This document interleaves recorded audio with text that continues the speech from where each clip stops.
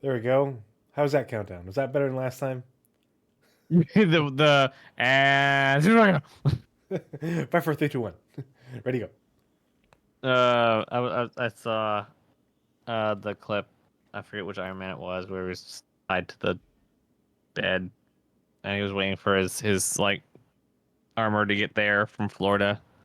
They kept counting down because he miscalculated how long it would take to travel because the barn door. Yeah, the barn door was keeping the suit in. Oh. Hey, Brennan G, my newly promoted mod. Thanks for joining us. Thanks for coming out. And I know Hello. you had to be up very early, so appreciate you coming and hanging out for a bit this evening. Uh, Brennan got voluntold into modship today. Oh, It's congrats, like, my oh man, friend. I wish I had mod power so I could get rid of that bot. Oh, well then. Your Next one. wish is your doom. Yes. Welcome everyone to the Pathfinders podcast. This is episode 78. 78. What? Did we just become best friends? Yep. Perfect Hey, thanks timing. for renewing your sub, Brennan G. Appreciate it. You Thanks can for all the now go to bed. support. Yes, and now you can go to sleep. Now that you've paid your toll, you know. But yeah, we are the Pathfinders, and we are charting the way through all the nebulous information surrounding Star Citizen Squadron 42 and their development. I am Tree0311 here with my migrained partner in crime. Hello, everyone. I am Nazeris. We really need to get like some like interns in the Pathfinder so like we can like sub out when we need. Yeah, That way, like no one has to do the thing alone. Because like the platform or the show works way better when it's bouncing back and forth between oh those yeah, two for people. sure. Yep, yeah, So like we need to like find some like lackeys who are like, hey, you're gonna be here at this time. No, I don't care what yeah, your schedule is in the morning. yeah. You're a voluntold guest. Yeah, Yeah. yeah. Me talking to myself would just be sad and a little bit creepy. I mean that's what your uh Loracle's gameplay is. So you already have Yeah, one of those. basically. Yep. Yeah. Why is my Um, head doing this? I don't understand. So I'll be able to like distract it for a minute, and then it will feel like my like the bone like, around my eye starts like swelling. hmm. I It's a very specific migraine. That's the I forget which sinus that is. It's just behind your eyebrow, but that's the one that for me I owe if I have like just a little bit of a head cold and Hmm. I go fly with the army and we do uh, a pretty dramatic descent. Um, that's what I get barosinusitis. It's always was it my yeah, it's my left. There's a sinus behind each of your eyebrows back here Hmm. ish. And it's this one. It's never this one. And it's like all connected and everything. So I don't know how this Hmm. all works, but it's like, how does it, this one feels like there's like somebody's putting a nail through my skull.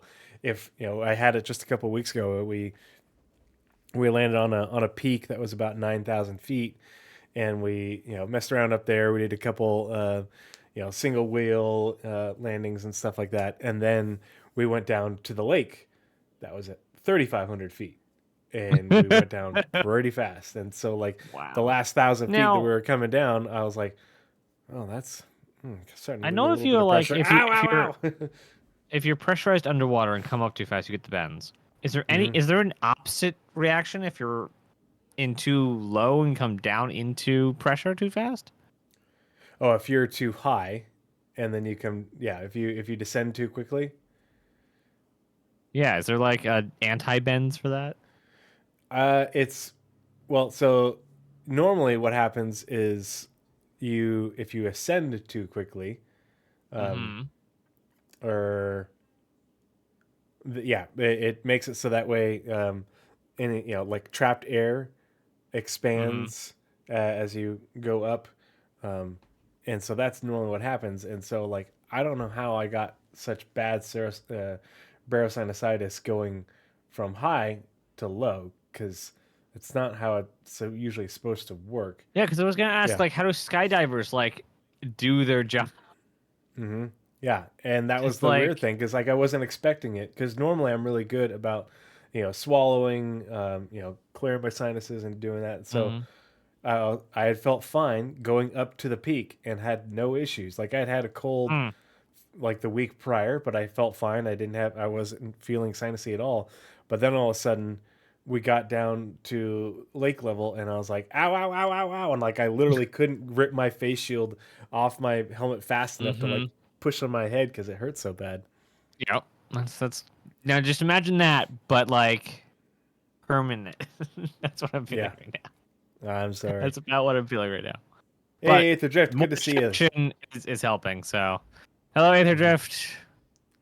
Why does Um, Tree get his whole name and I only get 3 letters of my name? We must discuss. um, hmm, I don't know. Maybe there's only one Naz, but there could be many trees, and so you have to put in all the numbers. Eventually, there'll be a whole forest. Yeah. Um, so this evening we're gonna take a look at the October 30th Roadmap Roundup, which was a big one, good and bad. um, and then we're going to talk about our reactions to day 2 of CitizenCon, and just like last episode where we talked about our reactions to day 1, I have the videos in a playlist, and I'll just have those playing in the background as we're discussing each panel. Um, I'll have the sound off so we can not having to talk over the sound and everything, but just so you guys have stuff to look at as we're talking about our thoughts. Um, Pretty pictures. yeah, and it was a shorter day, although the panels were pretty freaking important. Um, hopefully we'll be able to get done sooner this evening than we did last episode, because the last episode was like Yeah, a I, record I would breaker. imagine that even though we're probably gonna do like 3 or 4 hours, 5 hours, here on the stuff we're gonna cover, we're gonna be talking about the day 2 panels for the next year, Oh yeah, constant. and I still want to rewatch This is The like, Star Is My Destination and Crafting Your Home probably at least one or two more times, because hmm I just and you finished my gotta go third run like, through because I keep finding little tidbits that I'm like, hmm oh, you know, and I know that as I'm talking to people over the next year, I could be talking to you 2 weeks from now, and you'd be like, oh yeah, and remember when they talked about this? And I'll be like, what? No. When was that? How do you? And you'll be like, how did you miss that? That was at this timestamp. I'm like, yeah. fuck. Okay, wait one. I'll be right back. Yes, I know my name is changed on this, but like, I guess no, that was the proper at tree, but like, I don't know. I'm having an identity crisis at the moment, whether I should try and like, the Nova Forge, I don't know, is not catching on as I wanted it to. We shall have to see. We shall have to see. All right. Do do um, do do. so why don't we switch screens and we'll get right into the roadmap roundup. Was there a doc for that, or do I have to go find it? Because I didn't prepare I apparently. didn't I didn't make a show notes just because it's just CitizenCon and the roadmap. Got Um, it. Here I have the link already, and here you go in the Discord or in our Discord chat. But yeah, You before we get sure? started, or yeah, me and you. Oh wait, no, whoops. I put it Which in Discord my did that go my to? There Discord. it is. There. There we go. Before we get started, I gotta say I don't think North End Troopers on this evening, but he's pretty regularly in chat. But he and two other members of Bar Citizen Boise came over to my house on Sunday, and we had it wasn't game night. Well, it started in the early afternoon and went into the night. But we played a board game called Stars of Vicarios that I've had for a couple of years now that I bought on Kickstarter, and just had a blast. It was a great time, super cool board game. If you're into board games, I highly recommend you check it out. It is a bit pricey, but it's a really cool, really well thought out game. And then the production quality is just off the charts for a board game. Very cool. And what was the name? Stars of Akarios, Stars of Aquarius. Akarios. Yeah, All right, really, cool. really good time. And so we set up a game table in my garage, and we had pizza and root beer floats later, and I have a Bluetooth And space speaker, beer? a shop Do you have space speaker. beer? Yeah, no, it was North End brought over some like really fancy root beer, and Oh, so we had neat. Very cool. yeah the like micro brew, but it's root beer essentially. Ooh. But then I had my Bluetooth speaker. I have a shop speaker because we were over by my shop area in the garage, and so I had like space battle ambiance background playing, and Nice. it's just the really cool game with a lot of really interesting mechanics, and so that was a lot of fun. Really looking forward to doing that again. It's nice to actually just get together in person with people, Yeah. and have it not be. Let's see. I gotta turn off my GeForce Experience frames tracker because I'm like, I don't need to track my frames in Windows, thanks. But yeah, it was but do you? Windows is pretty heavy these days. yeah, but it was a lot of fun. I'm looking forward to doing that again. And the other thing that's very important coming up is we are 4 days away from the most important holiday of the year. No one knows it. I'm pretty sure. Veterans Day? Day before Veterans Day is the Marine Corps birthday. Oh, interesting. Okay. Well, I'll remember Yep. that now. Day before Veterans Day. Very, very, very, very, So very, one day very you're better than important. the next. I started singing the Marine Corps hymn at dinner, and my infant children, their eyes got super huge because I was really loud and boisterous about it, and the other my 4-month-old son is looking at me like, "What the hell is Dad doing? Why is he so loud?" Yeah. Nice. But Very yeah, so cool.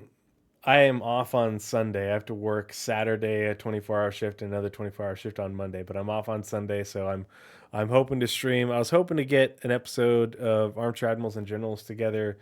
I think Night Cobb is available, but I'm not sure if anyone else is.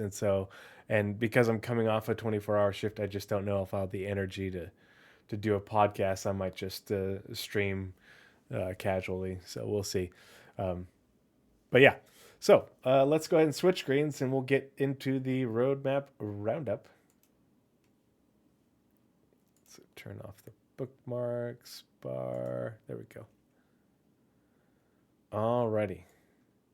Naz, you want to kick us off? Absolutely. Also doing window, what's it called? Window shifting. Musical windows. All right. As we are to do when we read anything directly from CG of Star Citizen or any documents, we always want to read the headers. That gives us the information that we need on what is the purpose and what this document is trying to convey.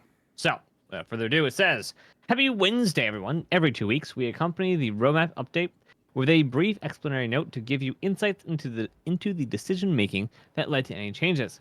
This is a part of an effort to make our communications more transparent, more specific, and more insightful for all of you who help make Star Citizen and Squadron 42 possible." With that said, let's go ahead and dive into this week's Roadmap Roundup. CG Community Team. That's what just continues to blow my mind is so many people don't even read the Roadmap Roundup. They go straight to the release view and just look at the things on there, and the release view doesn't tell you if something just okay, right here it does, but you get a little dot, but it doesn't tell you what happened. Yeah, or it why. doesn't give you the And when some do read the roadmap, they skip all the exposition that gives context to what happens in the "this was removed, this was added." And like, oh my god, everything's on fire. It just notable changes. That's it. Read the bit, yeah. Anyway, You want to take the first half of Star Citizen 1.0? Sure. Star Citizen 1.0. Following the reveal of Star Citizen 1.0 at CitizenCon 2954, we're excited to introduce a new addition to Release View in the public roadmap. This column outlines the high-level objectives for the 1.0 persistent universe, offering a clear vision of where we are headed. While it's not a comprehensive list of every feature, it highlights the core goals that will shape the 1.0 experience. Highlights the core goals. It isn't a list of everything, but it highlights the core goals. And that's one of the big things that people keep on missing. I keep on seeing people ask about, well, what about this? What about that? Well, it's not also one of the core goals. What's the next patch? Yeah. There's a lot that's going to be added in between there, but there will be things that get put on the release view for 4.1 and 4.2 and 4.3 that aren't from this list. There will be patches where we probably don't get anything from this 1.0 list. Yes. And that's okay. A lot of these things are much bigger deliverables. Yeah, these are core goals. Big ticket items. All right, and then the second paragraph, this new column represents our development journey towards 1.0, allowing us to continuously release features and content ahead of and leading into the official launch of the official 1.0 launch. As features and content are completed and ready for the next live patch, they'll migrate from the 1.0 column into dedicated patch-specific column, or into a dedicated patch-specific column.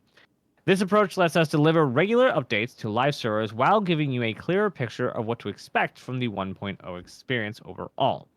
Head over to the release view to see the full overview, and don't miss the final panel of CitizenCon for an in-depth look at the path to Star Citizen 1.0.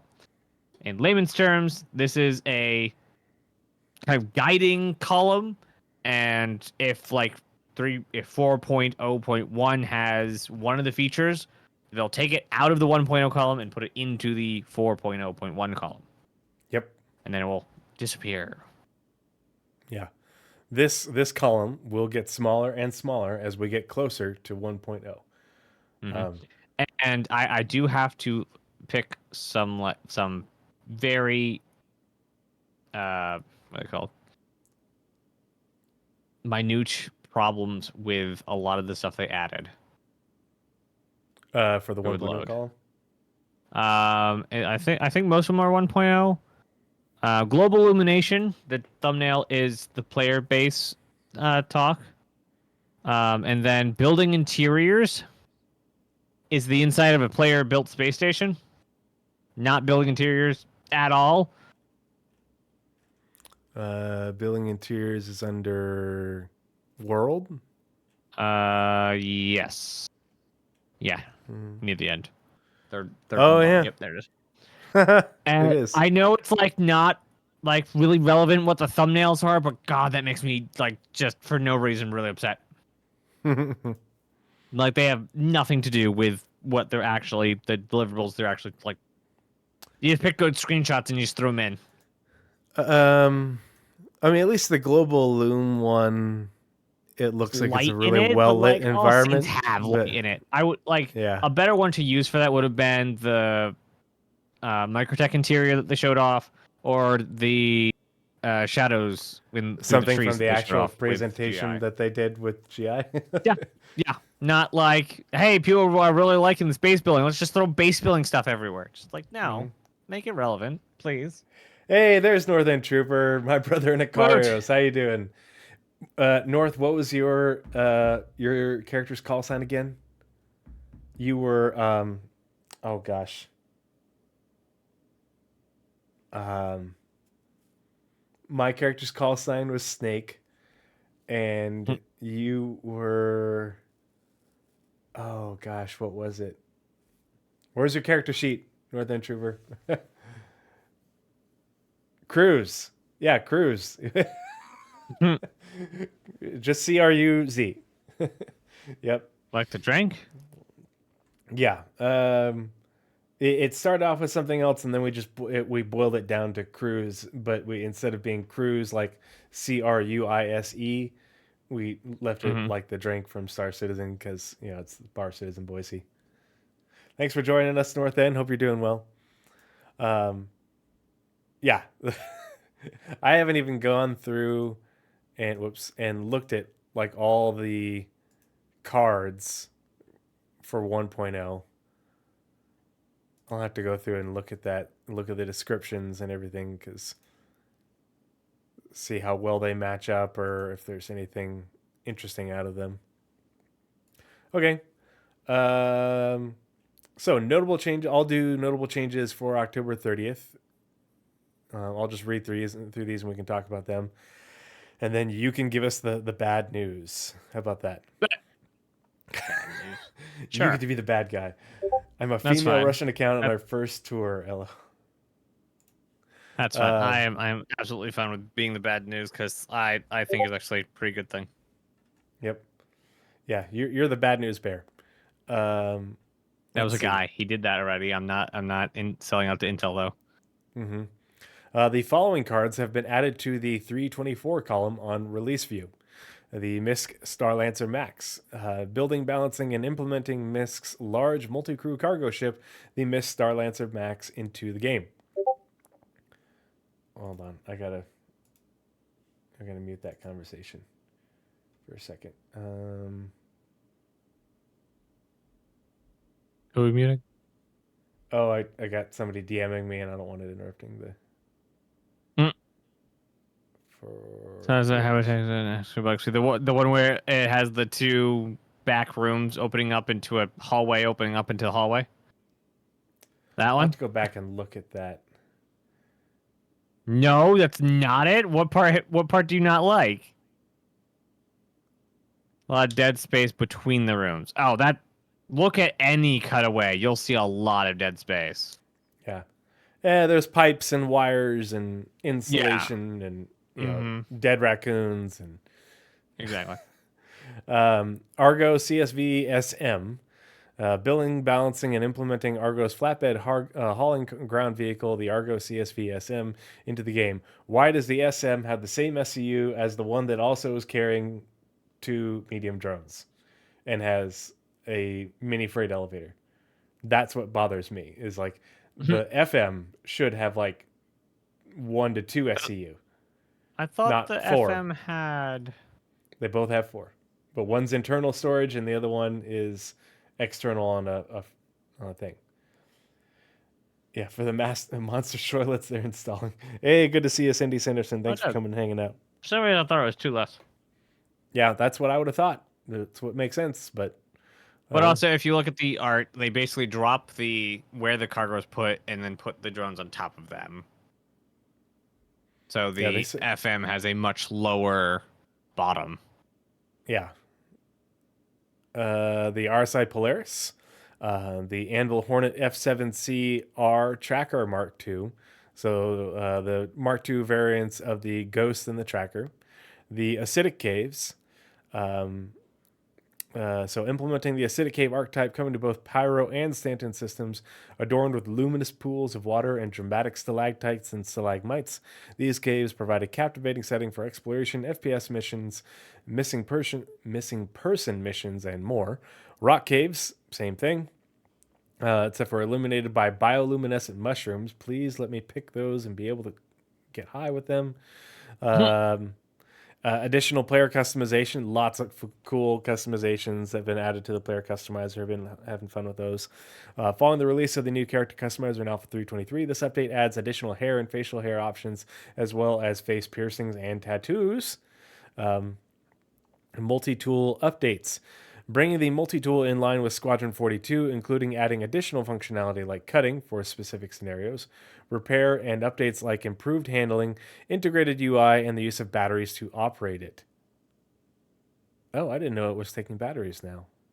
I still don't think batteries are turned on yet. Okay, they're not in just yet, but they will be. I think they're in. I just don't think the resource network is turned on for them yet. Okay. So we can put batteries in it, but they're not draining with use, as far as I've seen. They brought it in line with Squadron 42, which made the mining for it suck. Put that back. It's dumb. There's no UI that tells you anything. Like the mining for it before was great, and now it's dumb. It just turn on laser, point laser. and you increase laser, and eventually it'll blow up, and you suck up the things. But there's no UI feedback telling you that you've got the right amount of power or anything. There's no scanning of the rock. It just Yeah, I imagine they basically threw out the old UI, put it in line with Squadron, and then they'll iterate it from there. I hope so. I thought the old UI was perfect. I thought the way before it was just That's pretty fine. good. I don't know why they needed to change the mining to the mining UI, because I haven't used. They also removed Uh, ADS, so that's why it needed to change. yeah. Um, I honestly I don't remember if I've used the tractor beam feature on it since it changed, but I know that's different too. Um, Yeah. So because instead what of flipping between what was it, modes, movement and detach, traversal it's and left and right click. Yeah, traversal and detach. It's left and right click. Which is also kind of dumb. Well, I've not used traversal yet, so I kind of want. I probably just need to go swap the keys. Left click is traversal, but removing anything off a cargo grid is detach. So it's everything's right click. So yeah. that right click's the secondary, but I do way more moving of cargo grid stuff than I do zero G push pull stuff. Mm-hmm. So that detach should be primary, so left click. Yeah. Yeah, so far that's a change that I'm not a fan of. And it was one key to switch between modes. Like you couldn't have found a way. I just don't understand why the switching between modes had to get Also, rid liked it of being a the. button. Yeah, I don't. Mm, I really liked it being a button that you like. If you were holding it, like actually holding it in your hands, it would be click. Now it does yeah. something else with the same trigger. Click does something else with the same trigger. Like it made sense. Mm-hmm. So, But yeah, that's it for the notable for the additions. Now Nazeris, the the long rest of ones. the story. Hey, the prisoner, good to see you. Thanks for coming and hanging out. All right. Upon review of the support required, specifically the support required for server meshing, pyro, and general stability of 4.0, we made the choice to temporarily remove several deliverables from the 4.0 release to free up necessary engineering bandwidth to prepare for launch. This list includes engineering gameplay, life support, fire hazard and fire extinguishers, charge and drain, and the transit refactor. We're aware that many of you are looking forward to these features, especially engineering gameplay, but rest assured that we're committed to pulling these back in as soon as possible. Meanwhile, several features that were planned for Alpha 4.0 have been pulled forward into 3.242, such as new vehicle HUDs and MFDs, network additional player customization, network I think additional player I think customization, is network. I think is that supposed to be resource network possibly. because like That would make sense. that you can't. There, some of it is in there. Yeah, the network is there, just not the engineering stuff. Engineering, yeah, not the engineering gameplay. Yeah, Yeah, because the network is how the new Power MFT works. yeah. Yep.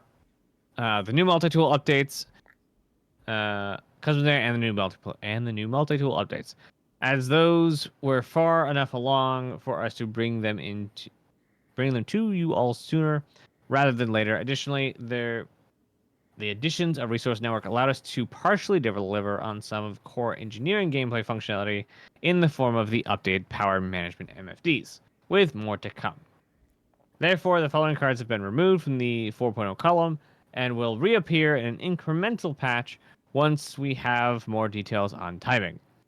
So, So to summarize this entire thing, they couldn't get enough QA done in time to deliver everything that has been, as for the past couple quarters, in the 4.0 column before the end of the year. So these are the things they need to move out, and also they also just kind of, because 3.242 took so long, they were able to pull stuff forward. So not nearly as much stuff actually was delayed. It was kind of half delayed, half pulled forward. well, and Uh, so the important part, and everybody says, they're removing a 4.0. We don't know when this stuff's going to come. And it's like, hold on.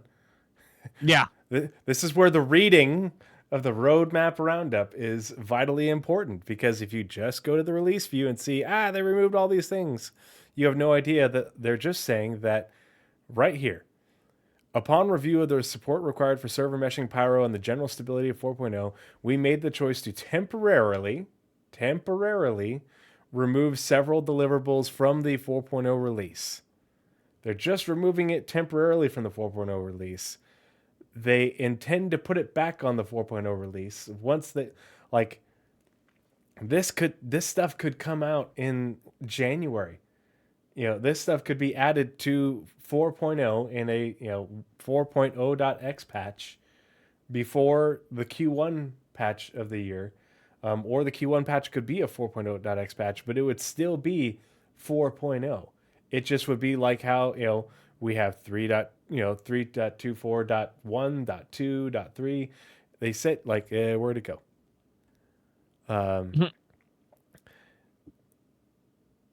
Here we go. Therefore, the following cards have been removed from the Alpha 4.0 columns and will reappear in an incremental patch once we have more details on their timing. So these things will all come back to 4.0 in an incremental patch. That's their plan right now. That's what they said here. The question is it going to be 4.0.1, as in less than 3 months, or is it going to be 4.1? That's like... Well, yeah. Incremental could mean either. Like, honestly, could mean either. It could I would mean assume that either, some but of we these said will when they say we made the choice to temporarily remove several deliverables from the 4.0 release. They're saying temporarily remove it from the 4.0 release. Yeah. Because that means they're but they say saying temporarily, which means they intend to put it back on the 4.0 release. Well, the last two sentences, the following cards have been removed from 4.0 and will reappear in an incremental patch. Yeah. In an incremental, like a 4.0.1 is an incremental patch. Yeah. Well, but if they're saying math 4.1 is also an incremental patch above 4.0. So yeah, but it's an incremental patch. They're saying have been removed from and will reappear in an incremental patch within 4.0, because they're saying they removed it temporarily from 4.0. If they didn't mean to, not very long. Like basically after 4.0 launches, we'll be back in PTU testing these features. Yep. Yeah, 4.0 will go live, and then they'll have 4.0.1 in PTU with maybe some of this, maybe all of it. We don't know, but like the intention based off this verbiage is they still want these things in 4.0.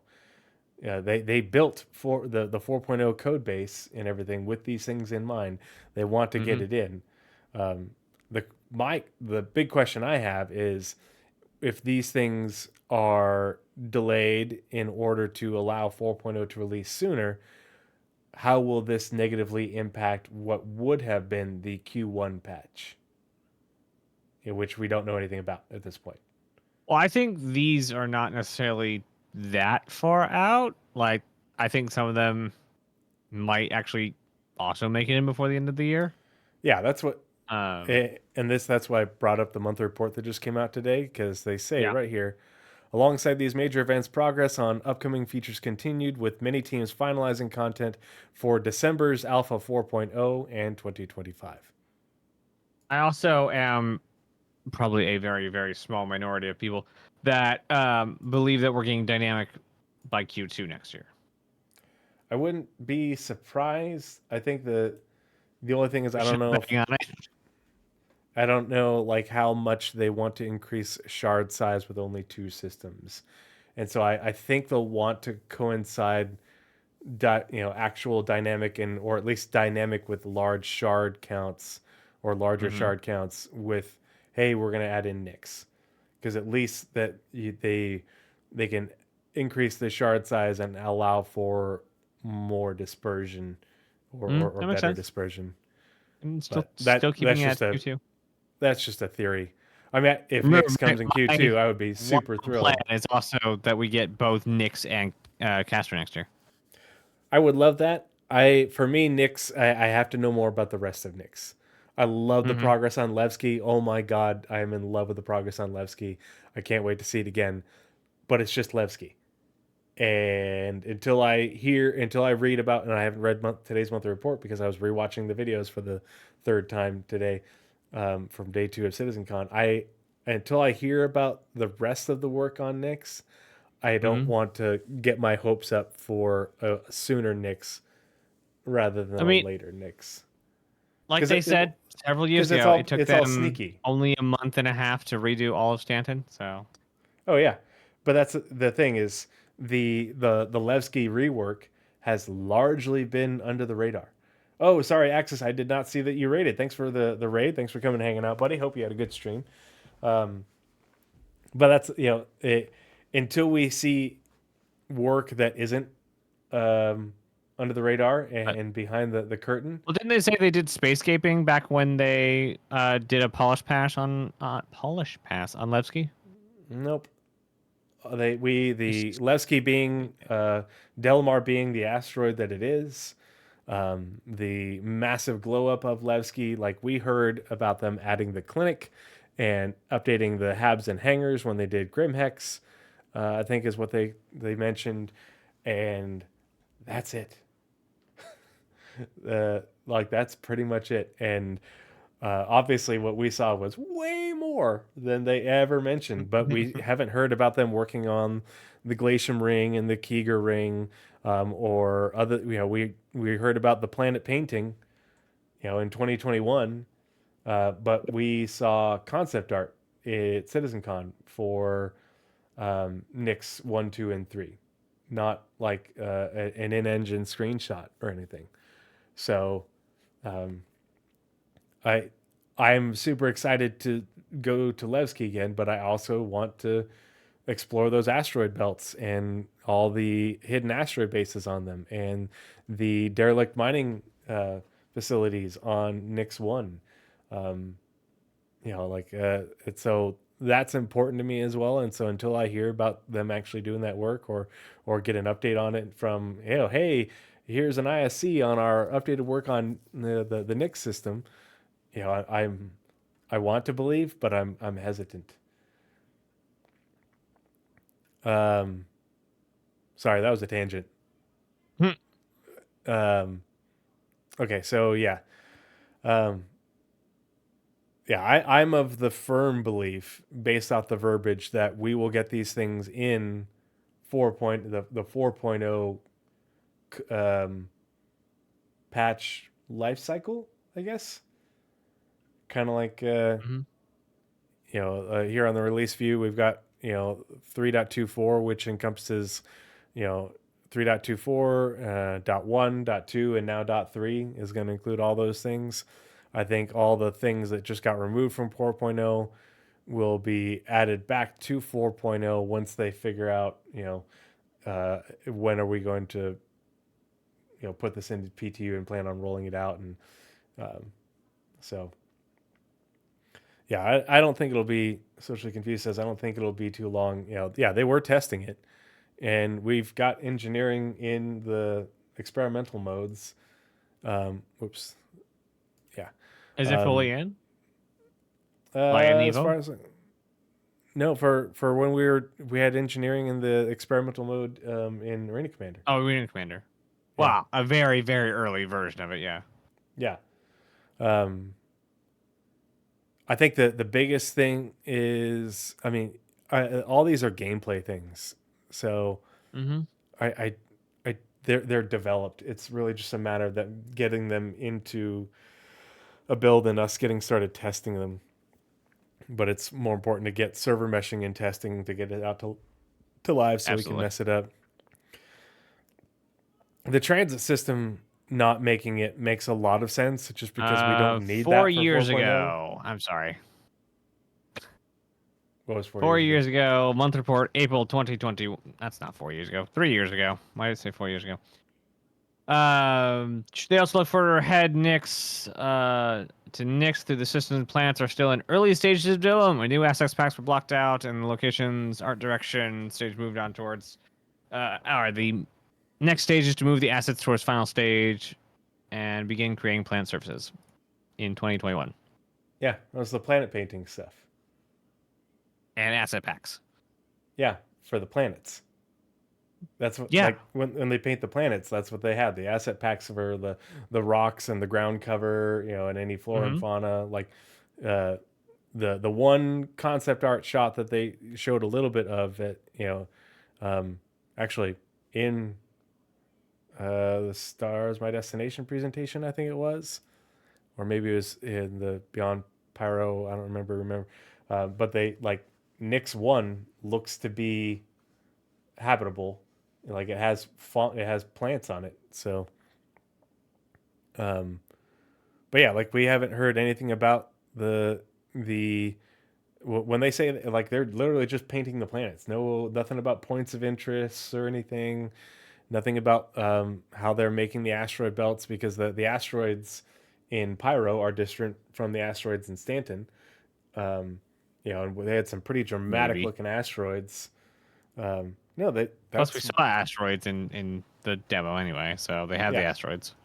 Yeah, they had them, but like they've never talked about that work, and they've never talked about all the asteroid bases and everything. So there's work for Nyx that we don't know about, that I'm hoping that they will show, because I think that's low hanging fruit in terms of things for them to show on ISC that everybody wants to see. But so they removed life support. We don't need to read the descriptions because we know what they all are. They removed life support, engineering, fire hazard, the fire extinguisher, solar burst, and charge and drain, and then the transit system refactor. And the transit system makes sense because the transit system doesn't navigate from one server to another in static meshing in this initial release. So in dynamic meshing is really when they need to have this done. Now, it'd be nice to have this because this should help with the stability and performance of elevators and trams, but it's not required for static server meshing. Yeah. So I mean, it's what? It kind of is. Well, if it is, it is. If it was, it wouldn't be removed. Because it's the transit systems to be compatible. Like the description for this was to make it compatible with server meshing. I don't know where they said they made it function, but it's not happy, and it still has problems when the entire thing is unloaded. Oh, like when it streams out and streams in. Mm-hmm. Yeah. Like they made it work because they need to make it work for the current patch, current life patch. So it will work, but not good. Very, very not good. Yeah, but it's not the refactor to make it compatible for server meshing. It's just, patchwork job on what we have now until they finish refactoring the whole thing for server meshing. Because right now, nothing in transit switches servers within a meshed environment. You're not taking the tram from one platform at Orison to another and having each one of those be on separate servers. Soon, someday soon. Soon TM. So that is the Roadmap Roundup. Let's do you want to go through what's on the 1.0 cards real quick? Sure. All right. So you want up or down? Do you want to go top to bottom, top? Top to bottom. Top to bottom. All right. How do you want to do it? Just one for one. All right. Start. Characters. Right. Starwear. Implementing new technology that allows the combination of clothing and armor pieces on characters, further enhancing both player and NPC customization. Actually, before we continue, out of everything on this list, and it's okay if you don't have this list committed memory or anything like that, but out of the things on this list, which do you think will be the first one that gets added to a an upcoming patch that gets pulled from the 1.0 column into a patch column. I don't think there's much contest because like everything else is a lot longer away. Okay, it's a toss up between dynamic server meshing and Starware. There we go. That's as best I got. Because Starware, like they showed it, like they showed it working. Yeah. I don't know why we don't have it in 4. I honestly have no idea why it's not in 4.0. I think it's the tech to make it work is working, but I think it's probably there's the backlog of converting the assets, Probably. or converting enough of the assets to get the first release in. It could also be that Starware is also embedded in the ideology of stats. Oh yeah, yep. So they might have Boy, to wait that'll to be a not lot of only work. update to the new snapping system that you can mix and match, but also update and actually design out. I mean, it will take a systems designer, not very long to actually do all these things. Balancing will just be another thing that they have to contend with. But yeah, what was the other thing I said? Starware or dynamic server meshing? Yep. It just depends on how much work is actually in that one word Starware. Yeah. Man, it's quite a list. Yeah. Alrighty. Title number 2: Law and Security. I think it will be either dynamic server meshing and or Nix. You don't think Starware is like even in the running? I think it's close, but I think there's going to be more work. I feel like they're going to want to have a big live. I feel like they want to get everything converted because I don't think Makes they're sense. going to Yeah. want to support legacy and convert. I also didn't take the into old and new consideration Nix. at the same time. So I think that to convert over all the clothing so that they're not having to support two systems at once. Yeah. Yeah, I think they want to do a while. wholesale conversion. Absolutely. Yeah. Yep. No, I agree. So, okay, you said law and security. Law and security. Implementing an updated system that handles law infractions along with security response to criminal activity. I've been looking for this since the original demo of ArtCorp, where they showed, was it the demo or was it, I think, concept art? I was in an IS or around the verse at the time, where they showed the checkpoint and people actually being like taken aside for infractions. But this is the basis that will eventually, protect your bases in lawful space. Well, and not just protect your bases, but this is the they talked about it in the Stars My Destination presentation. Oops, the zones. So like you're in a lawful system, you're in Stanton, you're in Terra, you're in Castra.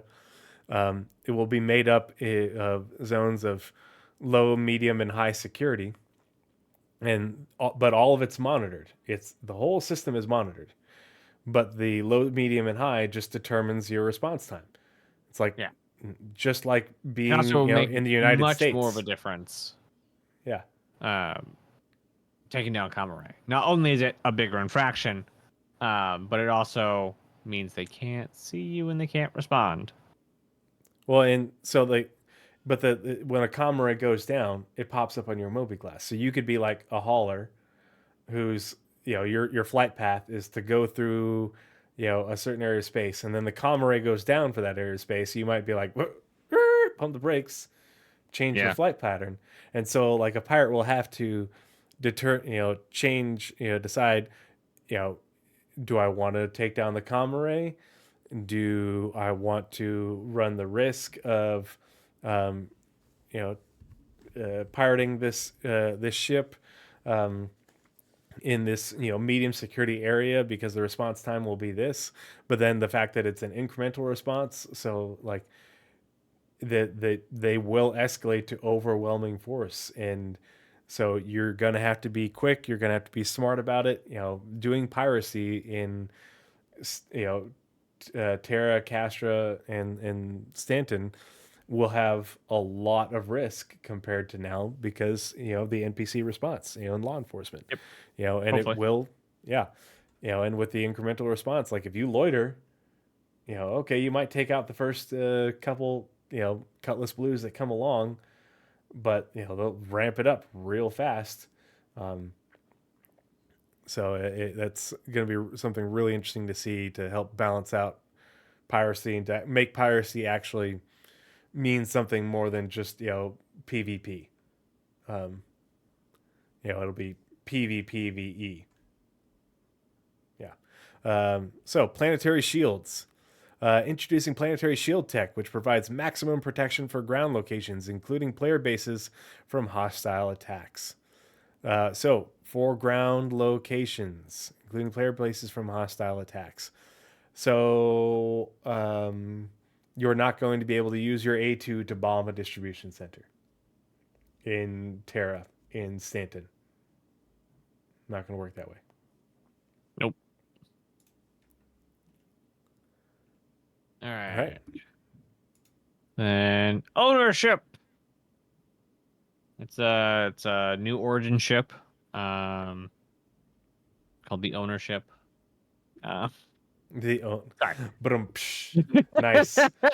Dad approved. I was afraid you didn't get it. It was just being stupid. Okay. Implementing a robust ownership system for items, vehicles, and more, including the ability to transfer ownership both legally and less than legally. I thought that was a really cool thing that they mentioned with the titles and deeds and how that'll work. And having to bring it somewhere to get it scraped. The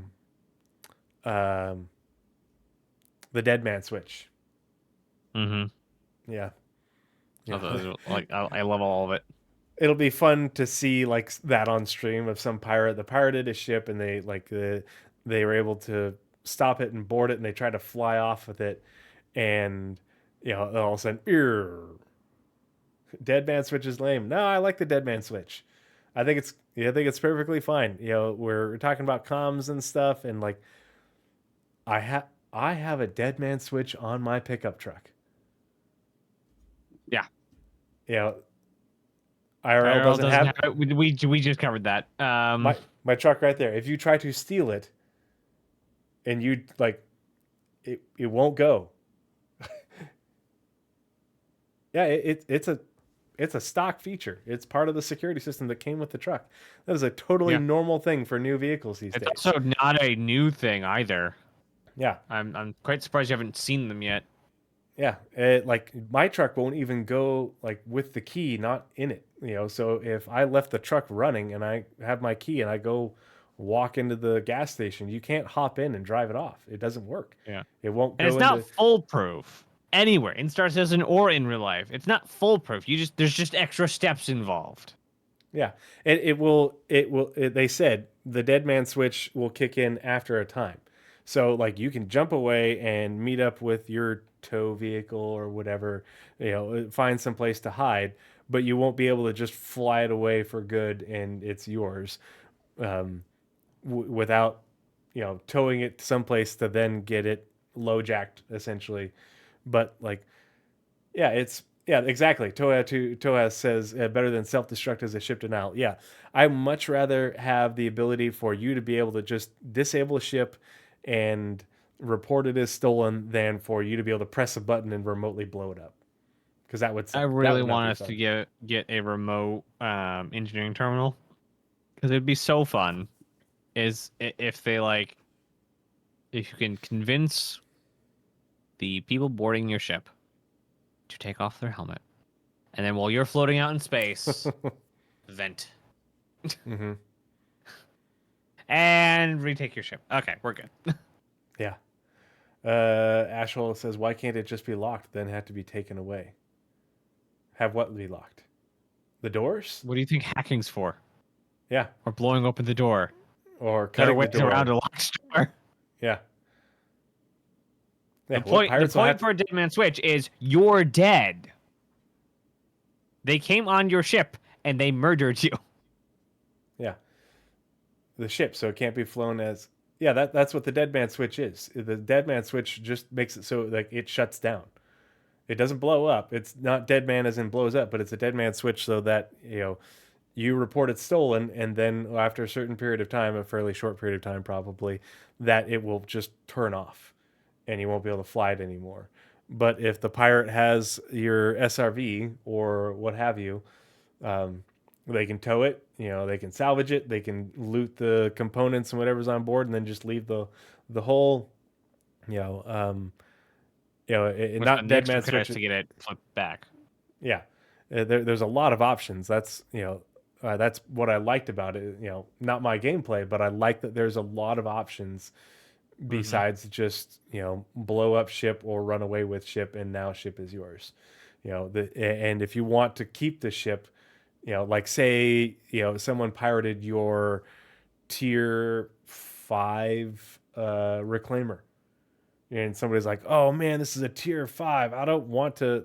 I want to keep this." Okay, well you got to tow that thing back, and you got to get the reputation, and get the title and all that stuff in order to keep it. Or you can just salvage it for the materials to make your own. But if it's a tier 5, you might not. You don't have the blueprint. Like there's all these different decisions and have to that play into it. Whether you decide to try and keep the ship or whether you just decide to you know take And the also, wheels not off. to bury the topic we're on, ownership. This also counts for items. This also counts for handing people and players devices, vehicles, being able to buy Mhm. something and transfer it to a friend in game. Yeah, transferring ownership. Yep. This might Uh, also include temporary ownership, so you can lend them a ship for a day and then take it back later, or have mhm. agreed, like if it's a friend that will actually agree to things, have them give it back at the end of the day, and then you store it. Same difference. Yeah. All right. The guild system, introducing guilds to the persistent universe, which provide rewards and content for different professions to players as they complete contracts and earn reputations. The guild system I thought was very well thought out. That's all I'm going to say. And it's kind of a backbone of the game, apparently. Yep. Yeah, it's very cool. I like it. Yeah. Next. It's basically just lumping gameplay into clumps. And I also really like that, like reputation. Like I really like that it's multiple companies per guild. A lot. And then Yeah. yeah, and then you can get company reputation, you can get guild reputation differently, and getting guild reputation gives you a net on all the companies in the guild, Mm-hmm. and then giving certain specific things for companies will give you guild reputation. There's little overlaps. I can't wait till that's expanded because we do have a glimmer of it in the game now because hull and contracts are gilded, not company based. All right. Everyone's favorite topic: insurance, taxes, and warranty. Implementing a new system that handles medical, item, and vehicle insurance and associated fees, as well as a mechanism to retrieve lost or destroyed vehicles. There's many posts about this. Not many posts, but very detailed posts laying out what exactly warranty and insurance is. Taxes isn't in this description. I imagine taxes just mean a recurring payment that happens. Well, you have Um, your taxes for your base and your mhm, taxes for your like inheritance tax for Death of a Spaceman were the two. And I think right. Richard Tyler said primary, like the two main taxes. So I think there will be more Yeah. as well Well, as you're gonna more have insurances as well. your home location. If the token that you get with your game package isn't like in warranty, where it's just your game package gives you a free hangar. Hangar taxes will be a thing. If you go anywhere for any extended period of time, hangar rental will be a thing. If you rent any apartments, that's going to be a recurring payment. Like you said, base building will have a tax. Insurance will have a tax. then the inheritance tax if your character does end up doing the big die. I think that's all we know of currently. But yeah, there is a bunch of things we know that will be recurring payments. It Yeah, all really Captain No depends on Pants. how exactly game package works. I'm pretty sure decorations covers all items in the ship. I hope so. Because decorations is a specific tab currently in the vehicle manager, Mm-hmm. which But currently only has the little flags and bubbleheads. I feel like that's going to be anything you like you put out and about, but like it won't cover your cargo. Like if you keep all your items in containers down in the cargo hold, well, you can retrieve those. You know, but like, I think though I don't know if that would be insured because you're not. They also talked It's not like way your earlier. insurance for cargo, like if you're hauling cargo. Yeah, they also talked way earlier about specific like racing, dogfighting, and cargo insurance. That could be a thing. So Yeah. Well, cargo we've only insurance being its seen own thing, but if you have yeah. if you have cargo containers that have your belongings on them, I don't feel like that would fall under decorations. But if you have your Right, yeah. armor and your spacesuit in the lockers, your weapons and tools in the lockers, I feel like that would fall into decorations. Yep, that's the hope. But again, this is a very early like still Yeah, we don't know. That was just concept work of it. So when it actually gets to closer to being implemented, they'll have all this ironed out and they'll be able to tell us exactly where one ends, the other begins. Reputation V2, right. integrating the reputation system with guilds and rewards, as well as the addition of an improved reputation app. So, like you're just talking about, yay, more reputation, more integration, more usefulness. And hopefully, this will include reputation between players, not just between NPCs and players. Next one being new player professions. Addition of new player professions to the persistent universe, such as builder, crafter, explorer, athlete, and more. These are not classes. These are not hard coded. This is not something you pick and then have to stay with your entire life. These are basically tech trees that you will have to spec into, and it's more of a conscious choice, less of a pick once and live with. So if you today I'm a builder, but you got bored building, you're now an athlete, hauler, whatever. It feeds back your time put into them. That's how they work. Yep. Death of a Spaceman. This system will forever raise the stakes in the persistent universe, as it adds the ability for your player character to incur permanent injury or even death. Wah wah. I wish they get this in as soon as possible. Yeah. And do like they did with the reputation stuff, just like remove the hard limits while it's in alpha, but let us play with the system that you're planning. So I hope they do that and don't leave this like the last thing. In 1.0, we get Death of a Spaceman, and nobody knows how to use the system. Yeah. That would be annoying. Socially confused. I think if, and I don't think we know the answers to this, but if you upgrade your ship, I think you're going to have to get supplemental insurance to cover any changes to your ship above and beyond what was originally insured, if that makes sense.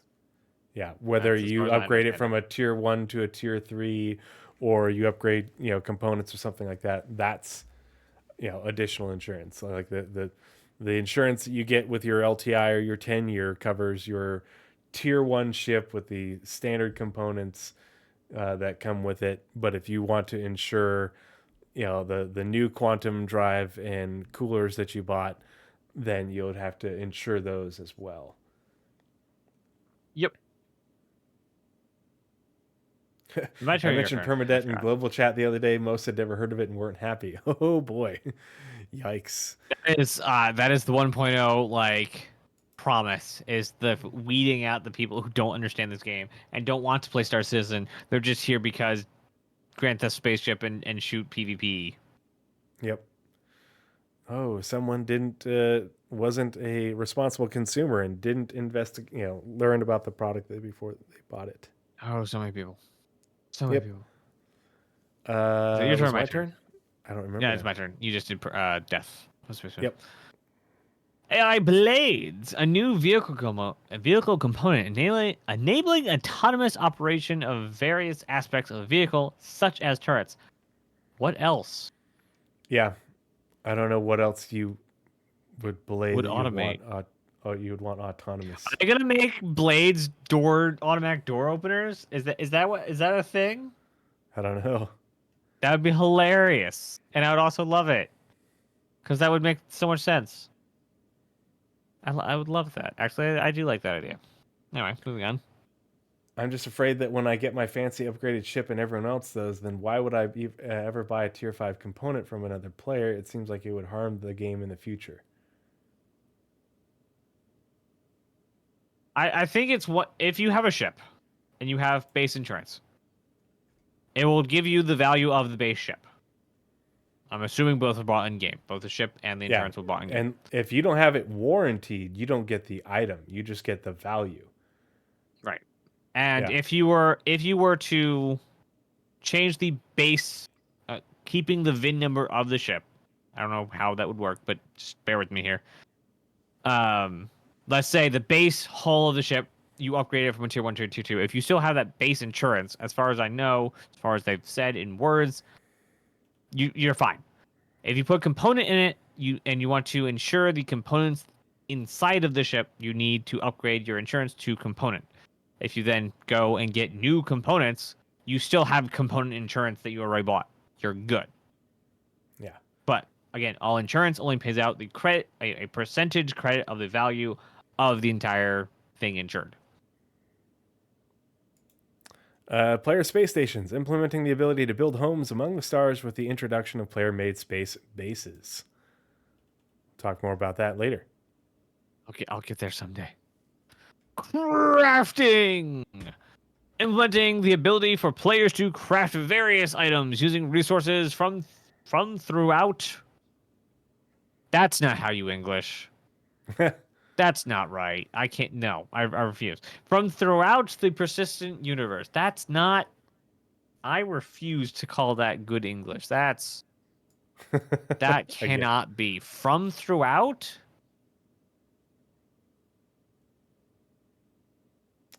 I guess it technically works. It just doesn't sound right. It doesn't. It really doesn't.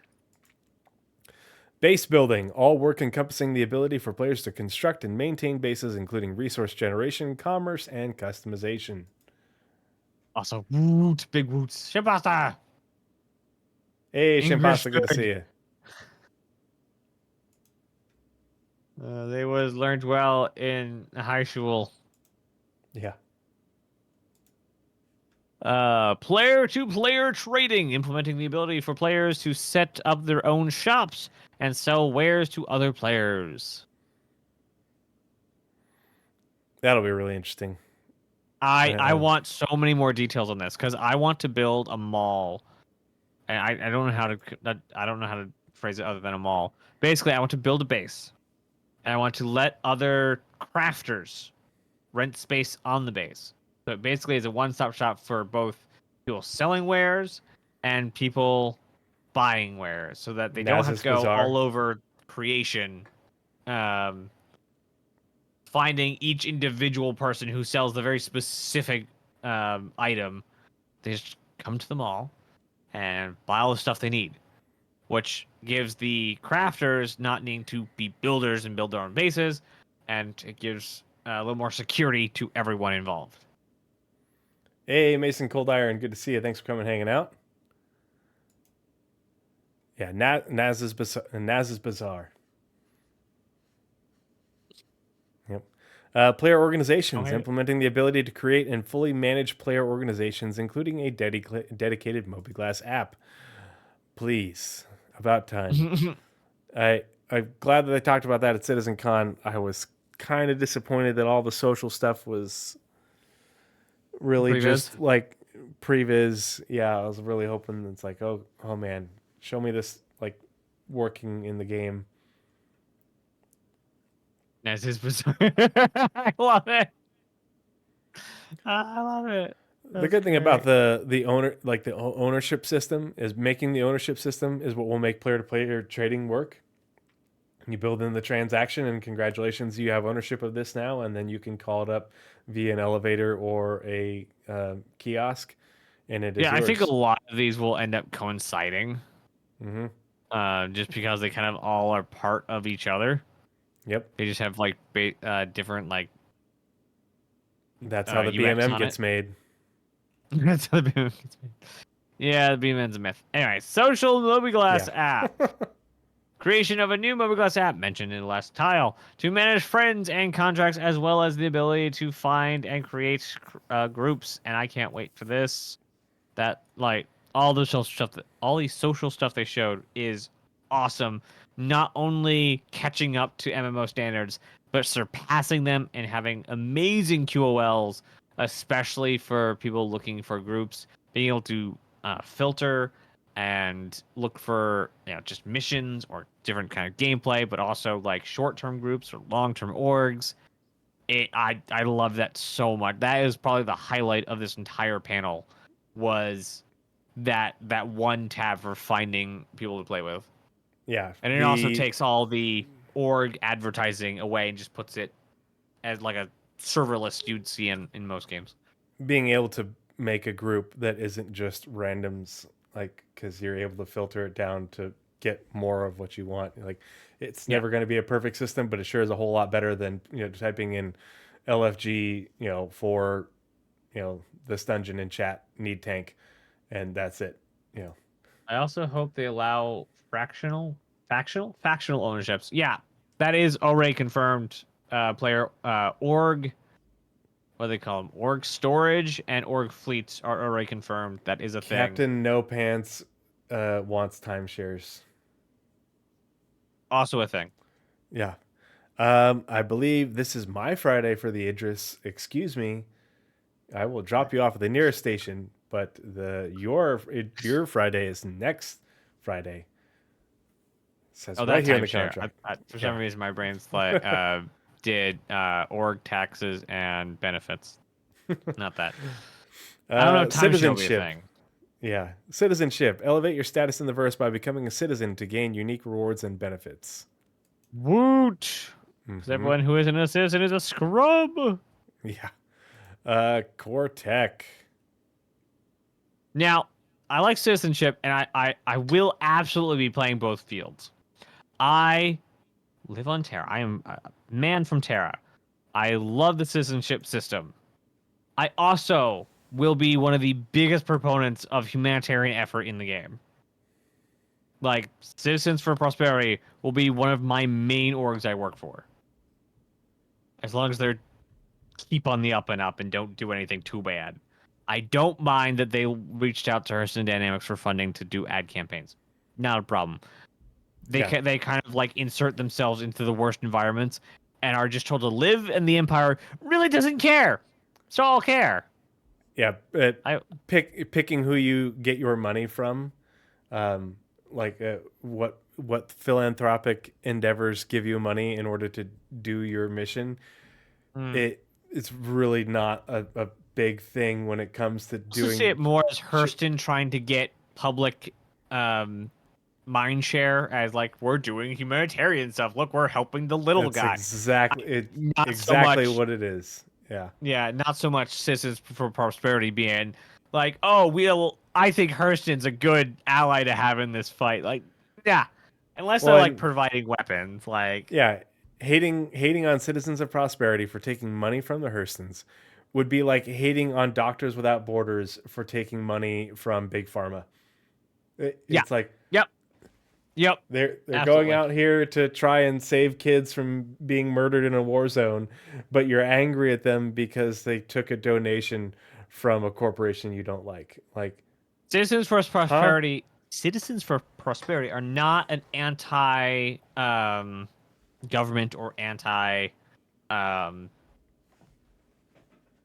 megacorp organization. They're specifically frontiersmen just trying to live out the day. Yeah. Like their problems are much more basic than trying to take down the dystopian megacorps. That is somebody else's job, not theirs. Cortec, your turn. Cortex. Global illumination, one of my favorite features because GI makes just the visuals 10 times better just from changing how the shadows look. It's wild. I love global illumination so much. Implementing global illumination, providing further visual improvements to the lighting both interior and exterior spaces, especially when direct light's involved. Star Audio, a new suite of tools and tech aimed at improving the quality and fidelity of sound in Star Citizen. Yay, big bada boom. And small things as well. It's dynamic sound. It's an entire what is the I said, yay, big bada boom. sure. That's what I care about. Big boom. I forget the entire scale of Star Citizen will benefit from this. Not only footsteps, dropping things on the ground, but also obviously big bada booms as well. But also global illumination flybacks will is get better. allowed via ray tracing. Huh? It's a thing. Captain Opants the chat says I was a bit confused on the tech with GI. Is this their version of ray tracing? It's them implementing ray Partially. tracing and using it for global illumination. As well. So it's the first thing they're applying ray tracing to. Yep. They also will be applying it to reflections, and they were also in R&D to use it with audio too. So Yeah. check back on that later. Because ray tracing is simply so there's ray tracing and the path tracing. Path tracing is a higher function of ray tracing. Ray tracing is simply the computer drawing a line between 2 points and calculating stuff between them. Literally drawing a ray from a point to a point. Most people use it for lighting purposes, reflections, and GI. Most games use one or the other. Some use both. CD Projekt Red used both reflections and GI in Cyberpunk. But I have seen some games only do reflections and some only do GI. Where are we at? Star Sim. Backend system and tools simulating the state of the universe and economy and dynamically responds to player actions. Not in a large way, just does respond. Because according to knowledge as known, we have a 1/10 the push that NPCs do. So if they need to balance something, they have a 10-to-1 push on the economy to balance it. Content instancing. Implement, and this is something that I did not expect to the extent that they seem to want to go with it. So it'll be interesting to see what that entails. But implementing new technology that allows both existing and new content to be instanced for more crafted group gameplay and experiences.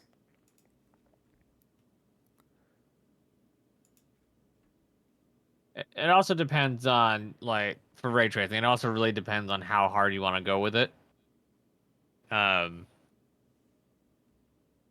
Obviously, a full ray trace scene.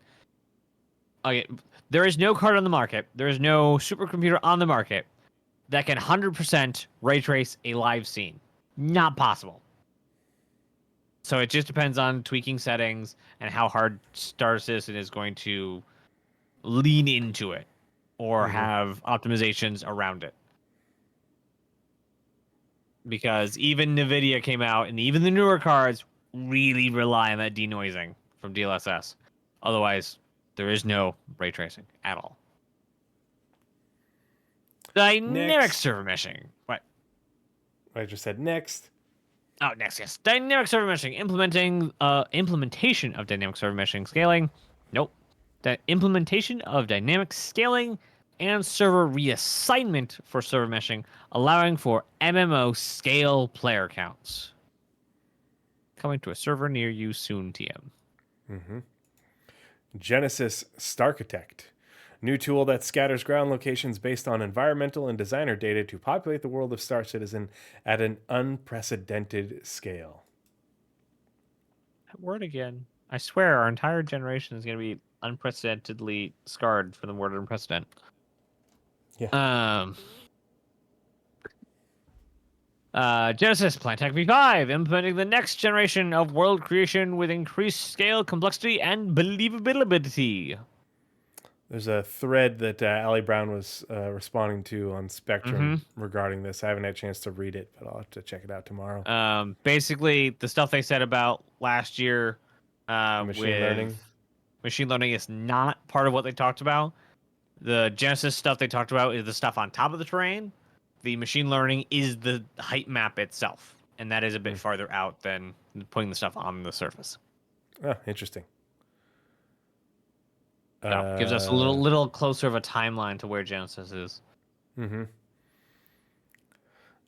Genesis dynamic weather. Real-time simulation of weather fronts on a planetary scale, including rain, wind, and thunder. And lightning.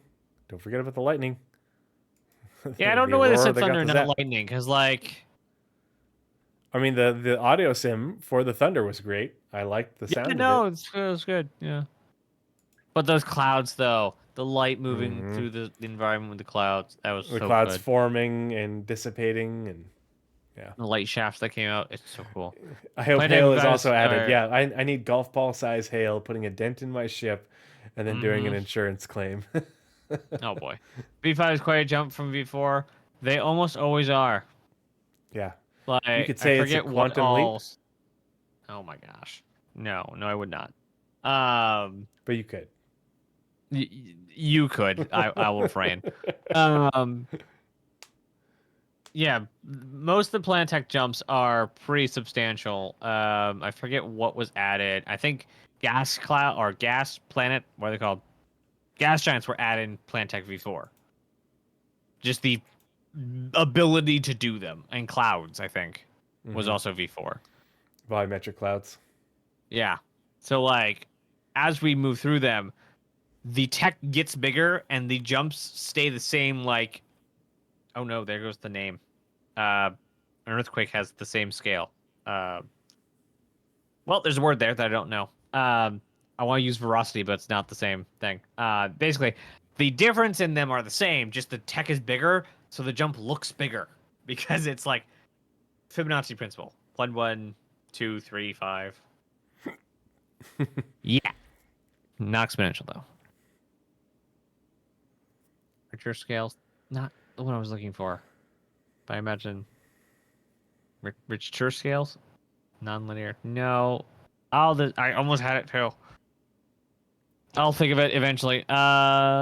Main story, mission and events. Main story.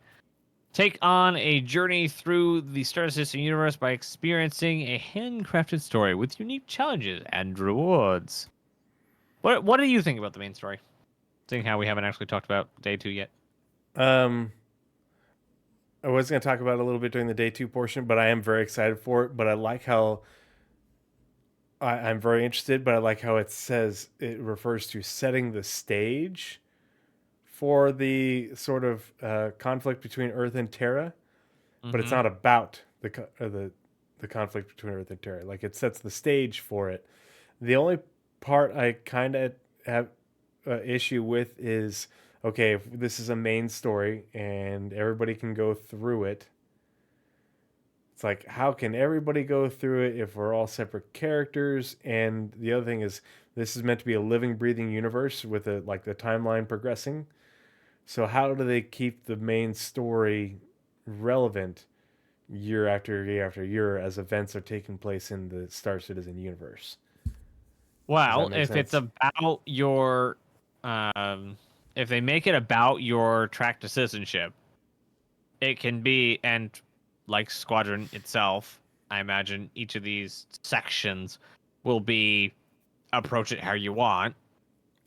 It's going to be, here's a goal, buy a ship or something, and here's the characters that is going to help you through this thing. It's your path to citizenship is basically the storyline. it's your path to citizenship, but like if it's setting the stage for this conflict between Earth and Terra, like my I guess my concern is like, okay, well, what about when the in-game universe gets to the point where that conflict is taking place or has reached a point I where mean, it's, you know, where I don't know. It'll just be interesting to see how they have end you up played doing it. Destiny at all? Nope. Okay. Destiny does this a lot. They will update the game and they will update the story, and the world will change, and the Hmm. storyline will have to change with it. Yeah. It's not a unusual thing. Um, like, let's say Area 18 gets bombed somewhere within the story. Obviously, any story beats that were in the original main storyline can no longer happen because Area 18 doesn't exist. So stuff will have to move. Stuff will have to be updated. Yeah. I The just story that hope we get the first go around might not be the one that they have 10 years later for new exactly, players. and there'll be for the people who go through the first storyline, they'll be on a way different story by the time they have to update it, and so even new players will have a new experience because they get to play a new intro instead of the intro that everyone else played. Yeah. I just hope that it has enough grandiose. I really hope they put a lot of good effort into some set pieces and some nice callouts and cinematics because of how good Squadron is. I want a little bit of that in Star Citizen, just to see Star Citizen in the same cinematic light. Hmm. I would love that RPG trope where you enter a new region and it gives you like a sweeping camera of the region and it shows like a couple POIs. I would love that for landing zones. Yeah. Like your first time landing, it gives you like this sweeping kind of camera of the uh or like a Moby-Glass ad pops up and that's what the thing is. Welcome to ArtCorp and has this nice intro Visit video. Orison.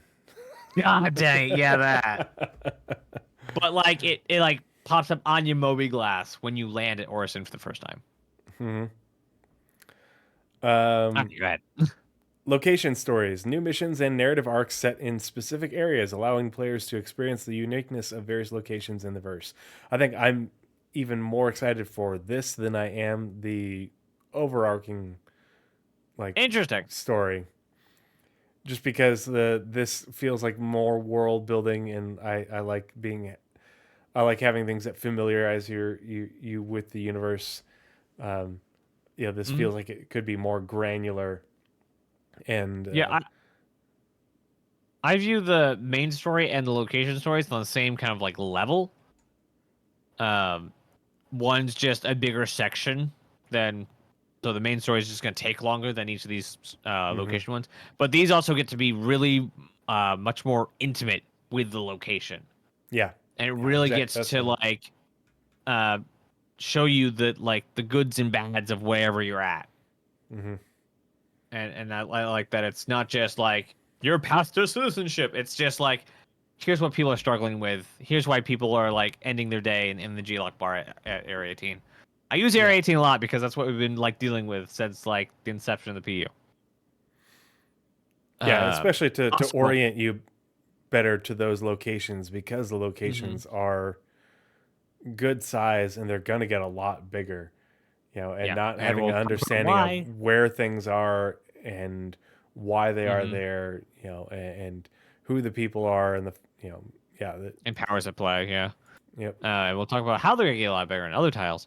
But I did want to call out the location stories thumbnail. That is Nyx. yep. This is the Glacium Ring in Nyx, and this is us on our In way to engine. Delamar. Yep. With gas clouds like they did spacescaping or something. Anyway, Until I hear them talking about it or I see them show it, other than just the pre-render on the flight to Levski, you know, mm-hmm. I haven't they didn't tell us about it. They didn't say anything about it. Like, That's fine. That's fine. You can withhold whatever like judgment until I've seen enough to know that where like I'm fairly confident that they're pretty far along, like really far along. For me, like honestly, Like, I have my opinions, you have yours. We're all good here. It's your tile. Right. No, I just read location stories. Location stories? Yep. I did main story, then you did location. Wow, okay. Station Right? warfare. The least favorite thing about stations. Introducing station warfare, where player organizations battle over multiple ground and space locations to gain the protection of planetary shields and lawless star systems. That's a trap. Yeah, something like that. That's no What was moon. Yeah, I think station warfare was glossed over a lot because, like, that it's going to be a much more combined arms kind of thing, and there'll be a lot more nuance than what they talked about. They talked about a very specific system, but I also think not in Pyro there'll be also stations and taking of stations and things. Yeah, So that's the thing is I they talked about it in reference to Pyro. They didn't really mention it like, okay, is this going to be a thing in Nyx? Is this going to be a thing in Null? You know, in Cathcart, in Nexus? Like, how does this work? This is one of the, and don't want to get too off on a tangent because this is more for the day 2 part, but I thought this was lame. I thought it was super dumb and gamey. I think it was entirely unnecessary. Like if you're in Pyro and you want protection for your base, build the shield and keep the and protect your base, from combined arms attack. But otherwise, I if mean, you want, it's just a ploy to force player to player engagement. Like that's all this is. but like I don't think it's necessary. Like if you want player to player engagement, well, people are going to come after your base and the resources there. This is we're fighting over this so that way I can make my base invulnerable for a period of time. And I'm like, nah, that's super dumb. The way they explained it lore wise, like really, there's this, we have this tech, and yet we're worried about the Vandul, and they just left it there, and it still somehow works hundreds of years later. It's like, but it works off of tokens. It was such a gamey explanation for how there this are like works when it doesn't the need to be a Overlord thing. faction is from Stanton. Xenothreat has been to Stanton many a times. Citizens for Prosperity have inroads all over like civilized space. Why wouldn't they get the tech themselves if they have better tech in civilized space? Yeah, I don't know. It just it feels really forced to me. Yeah. Yep. And Absolutely. unnecessary. Like, I think it's far better, It lore wise and feels like believability another wise. solution looking for a problem. Yep. Yeah, you're in Pyro. Defend your base if you want to have a base in Pyro, and your base can be invulnerable with the shields, Stargates but you were have to also made by an ascended species. Yeah. This was made by humans, greedy ones. Yeah, it's this weird token system of you have to control it and bring it resources to get planetary shield coverage for just your bases. Like this planetary shield coverage, but it only works for you and your bases, not the other bases on that planet. It's like, no, it's just so gamey and campy. Like, I don't know, it seems highly unnecessary. Just, if you want to have a base in Pyro, you need to protect it. And that's it. Thinking about it practically, like how many organizations are going to even try? Because like, there's only a few really big orgs, Mm-hmm. and if they are going for this tech, then every other like mid-sized org need not apply. Yeah. So you're just gonna end up with a couple of really big orgs just kind of like battling it out shelling each other for fun. Yeah, for dominance across all shards, and you get your invulnerable base for a week, and like then it's really not going to matter resets to most people. Yeah. I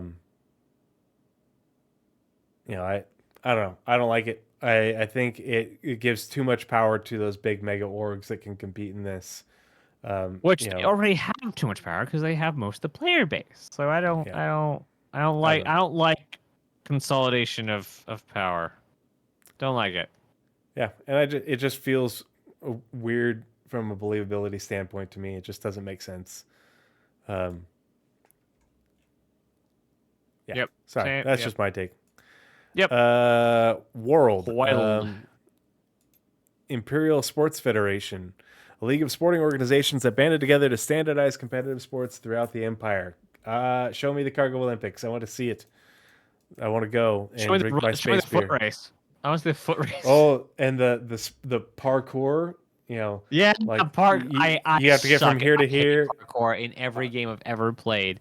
I'm Everyone terrible at it, is. but I think it'd be fun to watch. Oh, I will absolutely watch. They need to add settable. Absolutely, they do. Yeah. Yeah, I want to see all of this. I want to see leagues and standard racing in the game. Yep. I want to see they obviously have a way to put branding on ships dynamically. I want to be able to see. I want to be able to own a race car, get sponsors, dynamically add those sponsors to my ships, and show up to a race day where, as a computer, was it? Hold on. Competitor. No, person who is there to compete. Competitor Competitor. or a audience member. I can't word today. I'm sorry. Either way, I want to be able to show up, know what I'm showing up for, like we can for NASCAR or F1. We know what we're getting into. We know what we're about to watch, and we watch it. I want to see those things in Star Citizen. That show up at this time, this date, and do it with like NPCs and stuff, not just players and player stuff. Utility tunnels, which is the combination of building interiors and instant stuff that we talked about. Instant stuff we talked about earlier. Building interiors are further down. A new location archetype that brings sandbox content to landing zones, such as Municipality Works under ArcCorp. This Like was how the it's- most glossed over, way too fast presentation that showed absolutely nothing of value. I do like that they like this isn't specific to ArcCorp. The Municipal Works and ArcCorp is the specific one for ArcCorp, but it's like it's an archetype. There will be other archetypes for other landing zones to bring more content to them. Yes. Yeah. And this is specifically instanced building interiors. It's very strange, like intersection between two texts. Yeah. Nyx system. Nyx is an unclaimed planetary system situated at the border of an unusually dense and dark stellar cloud. It consists of an F-type main sequence star orbited by 3 planets and an asteroid belt. Well, excuse me, 2 asteroid belts. The fuck? There's 2. Don't you shortchange me. Retcon. The Keeger ring is important, okay? Nah. Like the BMM, it doesn't exist.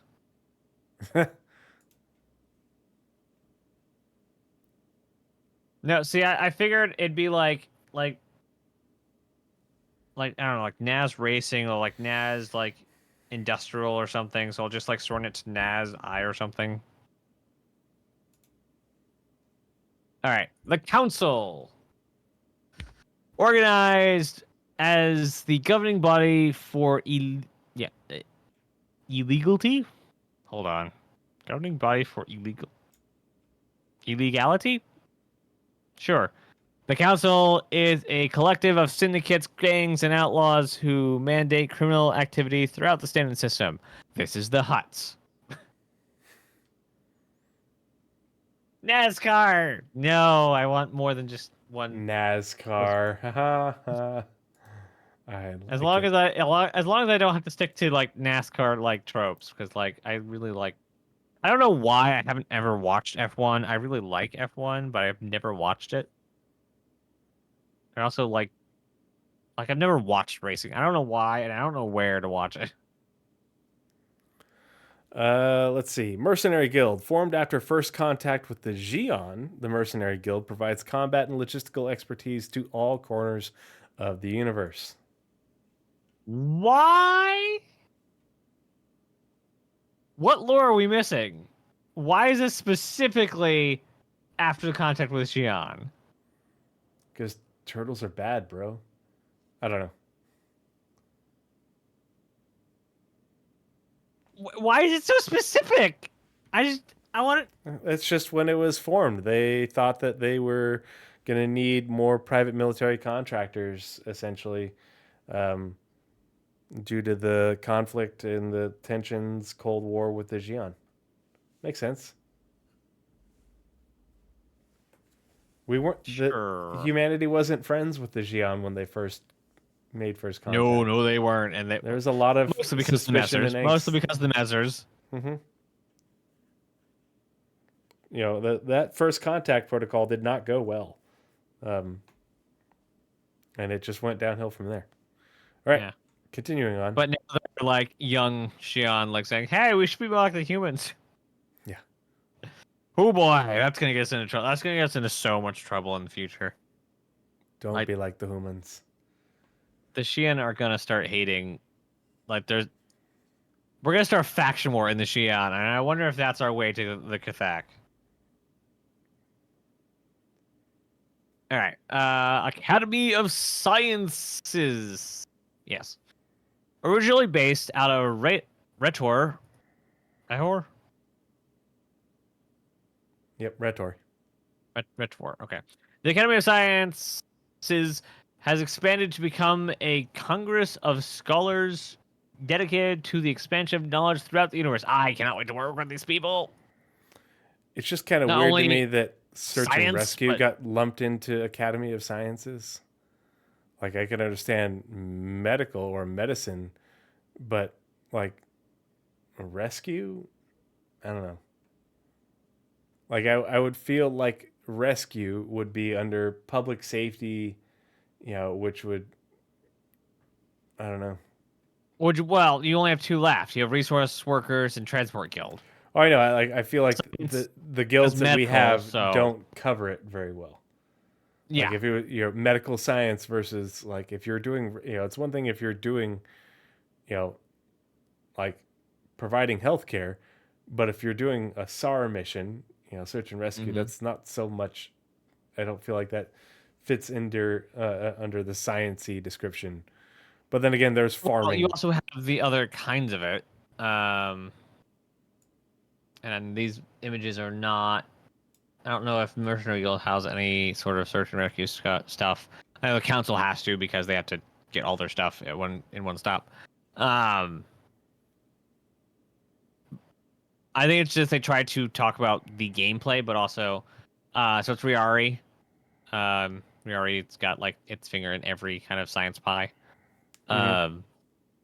So you are doing medical / search and rescue for Riari specifically. I think it works. I think Uriah is a bit flimsy, and we don't really have coverage for it. But what they need is a guild that, for some reason, isn't mentioned and isn't covered at all, and that's the UEE. Because that is the advocacy. That is obviously public works, like turning back on comm arrays. Or not just have OPCC, it's not a that's guild, sciences. but just be government. And you know the guild would be the UE, but they don't call it the UE guild. But then underneath it, you have all the different organizations, which are planetary governments, local governments, you know, and So it then would be a guild. government organizations. Yeah, but you just, you know, it's not like calling it, you know, the mercenary guild. You know, you don't say the UE, but yeah, that level of it is the same setup as a guild, but it's just not called the UE guild. Yeah. Yep. United Resource Workers, protecting the people who are the lifeblood of industry. The United Resource Workers can always be found hunting the harvesting minerals. What? That doesn't make sense. Scavenging or crafting. And this is where probably most of my actual time will be spent. Building and crafting. And I'm going to be, I bring it up a little bit more when we get into the CitizenCon bit.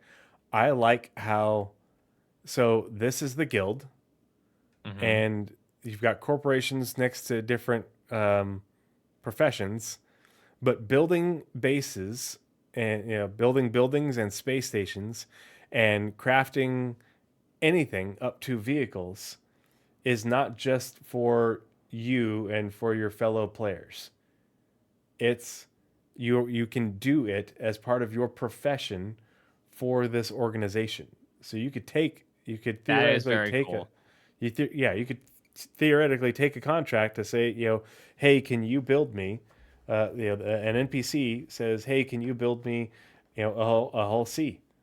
Sure, I will build you a hull C, and you build them a hull C, and you get the reputation I would for. love to just build stuff. That would be great. Yeah, you take a job to build a base, to build, like to do construction, to do crafting, and then like, because otherwise, why would those be there under profession next to those organizations if you weren't going to Yeah. be able to do that as Yeah, because this is essentially? not player stuff. This is specifically for the guilds. Yeah, you're right. I just didn't think of that. I think I'm thinking about it right, but that's what I hope for as well, because I think that's gives a whole lot more gameplay for people who are just interested in the PvE aspect of, hey, I want to build Yeah. ships, but I want to get paid for it.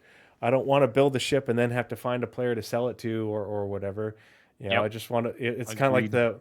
it's kind of like hauling contracts versus trading. You Mhm. take the contract. Yep. Yep. Interstellar Transport Guild. Oh, sorry, my bad. Your turn.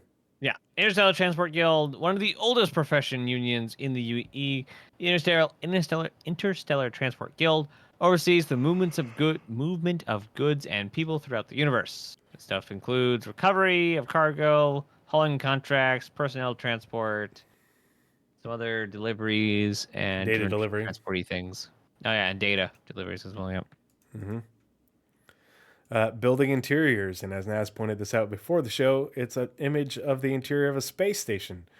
Not sure if that technically qualifies as a building, but given the description, that's not what they're going for.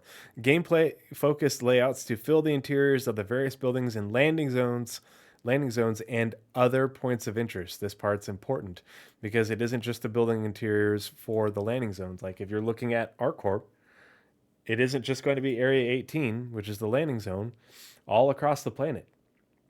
There will probably be other cities that are not technically full-on landing zones across the verse that have buildings with building interiors. So, and these are meant to be procedurally done. So, a lot of gameplay potential there.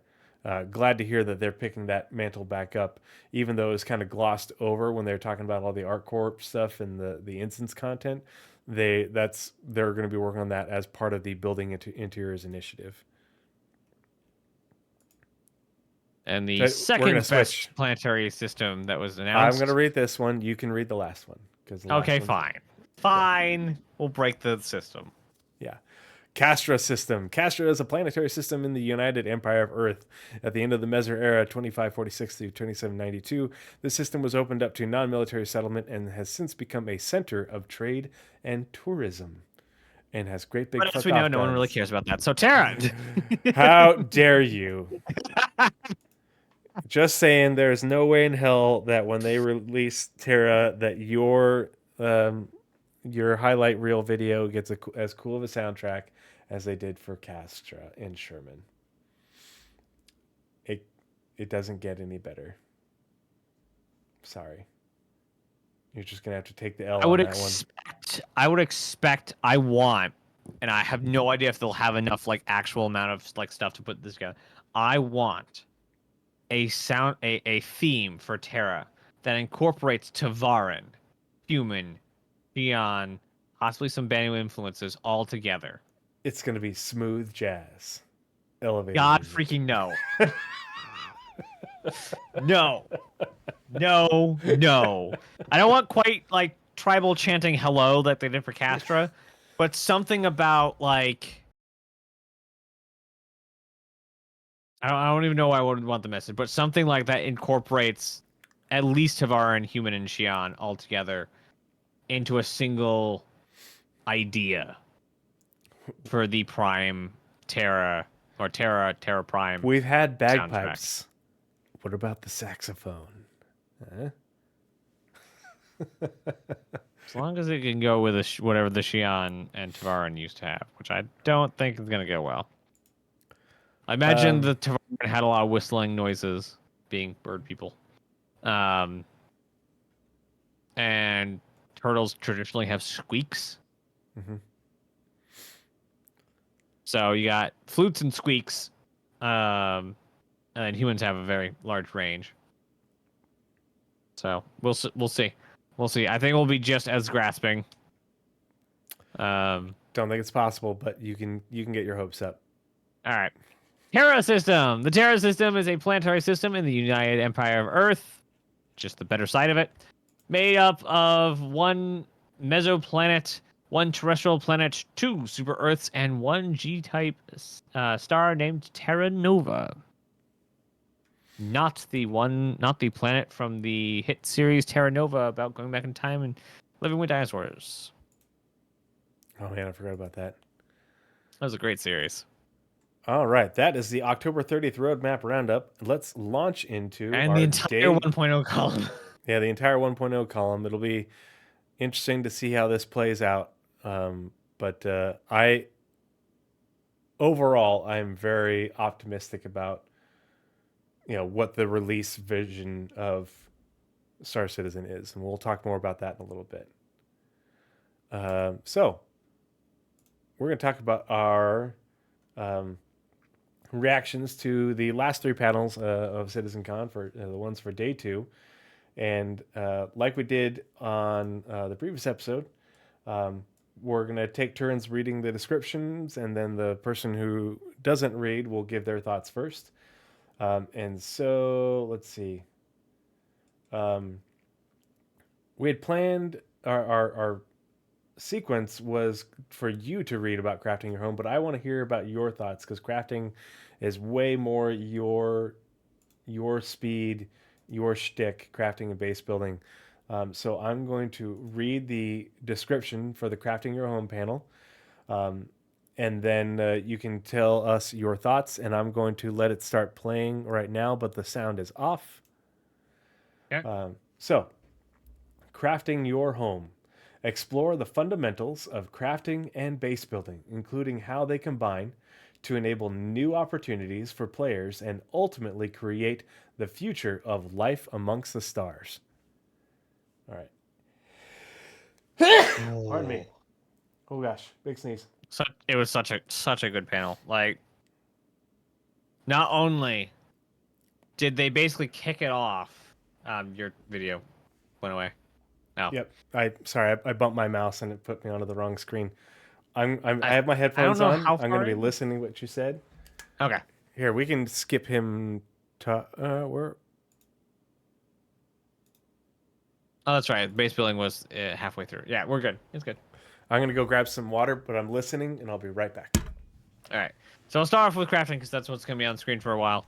I love the system. It's pretty good. Obviously, like, they had to do something, so somebody's going to be upset. It obviously isn't like the most interesting they could have done. It's input, recipe, resources, get thing out. It's crafting. We all know this is crafting. I love crafting. I love crafting in most games. I love Minecraft. I love Space Engineers. I just love the entire genre of crafting stuff. How we're doing blueprints is really interesting. That once you find one, I don't know if there's like an accept button. I really hope there is, so that way you can see, oh, this is a P4AR tier 2 blueprint. I already have this, so instead of accepting this onto my character, I'm gonna hand it to my buddy. Hopefully there's that system. But once you do accept a blueprint or find a blueprint, it will be locked to your character. It will no longer be a physical item. You'll have a virtual and non-corporeal inventory of all of your blueprints that you keep everywhere. Holy crap, what great timing. Starjump Grim has raided with 164 people. What excellent timing. Tree is away, I assume getting yogurt or ice cream. Oh, No, I got more water. Holy crap, Grim, thanks so much for the raid. Really appreciate the support. Thanks for coming by and hanging out. Good to see everybody. We are, if this is your first time joining us on the show, we are the Pathfinders, and we're charting the way through all the nebulous information surrounding Star Citizen, Squadron 42, and their development. Part of the ship. Part of the crew. Part of the ship. All my headphones. Part of the crew. Part of the man. Part of the crew. Part of the ship. I hope you had a good stream, Grim. Thanks for really appreciate the raid. Yeah, get some sleep. It's already late. But yeah, we just went over the October 30th Roadmap Roundup, and then we're talking about our thoughts for day 2 of CitizenCon. We're finally catching up and going over all this stuff. So Naz is talking about his thoughts regarding crafting and base building. But just to remind everybody, since there's probably a lot of new people that just hopped in, I keep no monetization for myself. Everything gets donated to charity. So if you have to suffer through an ad while you're hanging out with us, just know that ad revenue gets donated to stackup.org. If you hate ads so much or you like the content enough that you wanted to drop a sub, that money gets donated to stackup.org as well. So really appreciate the support, especially because Veterans Day is coming up in less than a week. So cheers to everybody. Ain't nobody got time for that. We got a birthday in a couple days. All right. Yes, the most important holiday of the year. I will not be taking argument on this. Yeah, yet. Yeah, Marine Corps birthday in 4 days. I will be streaming that evening probably. Hopefully, how coherent I'll be, I don't know. I can't get too wild because I have to work the next day, and I'll be coming off of a 24-hour shift. But yeah, let's continue. Thanks again so much for the raid, and thanks so much for the support, and thanks for coming out and hanging out with us, everybody. Good to see you. And welcome in. All right. Where was I? Crafting, really cool. Yes. Blueprints will be locked to your character. I really do like that. I was There is listening. the one other option. So I wanted go to ahead. hear what you thought, and because I didn't hear them mention it in particular. Do you think that you'll be able to commit it to your person as soon as you pick it up? I hope there is a stopgap. What do you mean? Like Detail. the image they showed was somebody like looking at one of the little tablet things we have in the game now. Mm-hmm. As like a blueprint is on that device, and I hope there is accept blueprint or like download blueprint or something. That way you can say, hey, this device has a P4AR tier 2 blueprint in it. I have a tier 2 already or a tier 3, so you can hand that to somebody else saying, here, you download that because you don't have it yet, instead of just like, oh, I just got another duplicate blueprint. Because they're not going to stack. You don't need to stack them. They are not what I thought they were going to be, with them being like you have to buy them, and or you can. There is some that you will be able to buy, but they won't be use limited. They will be infinitely craftable, infinitely buildable. So whatever, however they're going to balance that is a whole other job for CIG to do. I'm glad I don't have to be that system designer to have to balance crafting. No joke. I think the only thing that I was hoping for was that you would have to turn it in order to commit it to your memory, your character account, whatever. So that way there's a little bit of risk involved if you find a high tier one out somewhere. Okay, you found it out in Pyro. You need to make it back to a terminal to download it. But if you buy one or you trade for it or something like that, That's also you do it on that I want to know is like, can you collect them and then sell them? Yeah, because I feel like if you loot it and you don't need it, then yeah, sell it, absolutely. Yeah. But I feel like there should be oh man, I found this super high tier blueprint. I need to get it back to here, and I need to do it safely and not get pirated or downed and Kind of like looted or something the original like land claim system was supposed to be, where you had to go Yeah. out, put down the geotac, and then it would give you a chip to then take back to the TDD to actually submit your claim. Yeah, and once you submit it, then you plug it into that machine, and whether it's one at your base or at a station or in have a little mini one in your hab, you have them basically as ubiquitous as the inventory kiosks. But if you're out in the wilds, and you could even have it be a thing that you put in your ship. So that way you can make sure that you download it as soon as you get on your ship or something. It gives some player choice, but also a little bit of risk. Where okay, if you keep it in your in your backpack, and you don't download it, then well, okay, you run the risk of jam. That is not what they're doing for blueprints. Blueprints are infinite. They are, once you find them, once you commit them to your character, they are in a separate, non-physical inventory locked to your account. once you It is commit it to your character. Yes. Yeah, It once is a when if you very pick it up, is yeah. different to everything else they've done so far.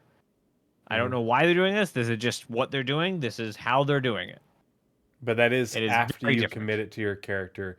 When you find it in the universe, it seems like it will be a tangible thing that you can. Yes. Like if you Yeah, don't, they if you will don't be press locked to the tangible things before you accept them onto your character. yeah, if you don't take your Kindle reader and jam it onto your forehead immediately, you could lose it essentially. Well, that's the way I read it, heard it. So, but I would like it to not just be something that your character can do, that you have to interact with something to do it. So that way, if you're out in the environment, you run the risk of losing it. Um, I'm just As imagining far as like they were talking you're in about a it, it was much like the yeah. shot in the Squadron demo where he went Mhm. over the terminal and had to download the thing. Yeah. Like you saw it and you had to hit the download button. Yeah.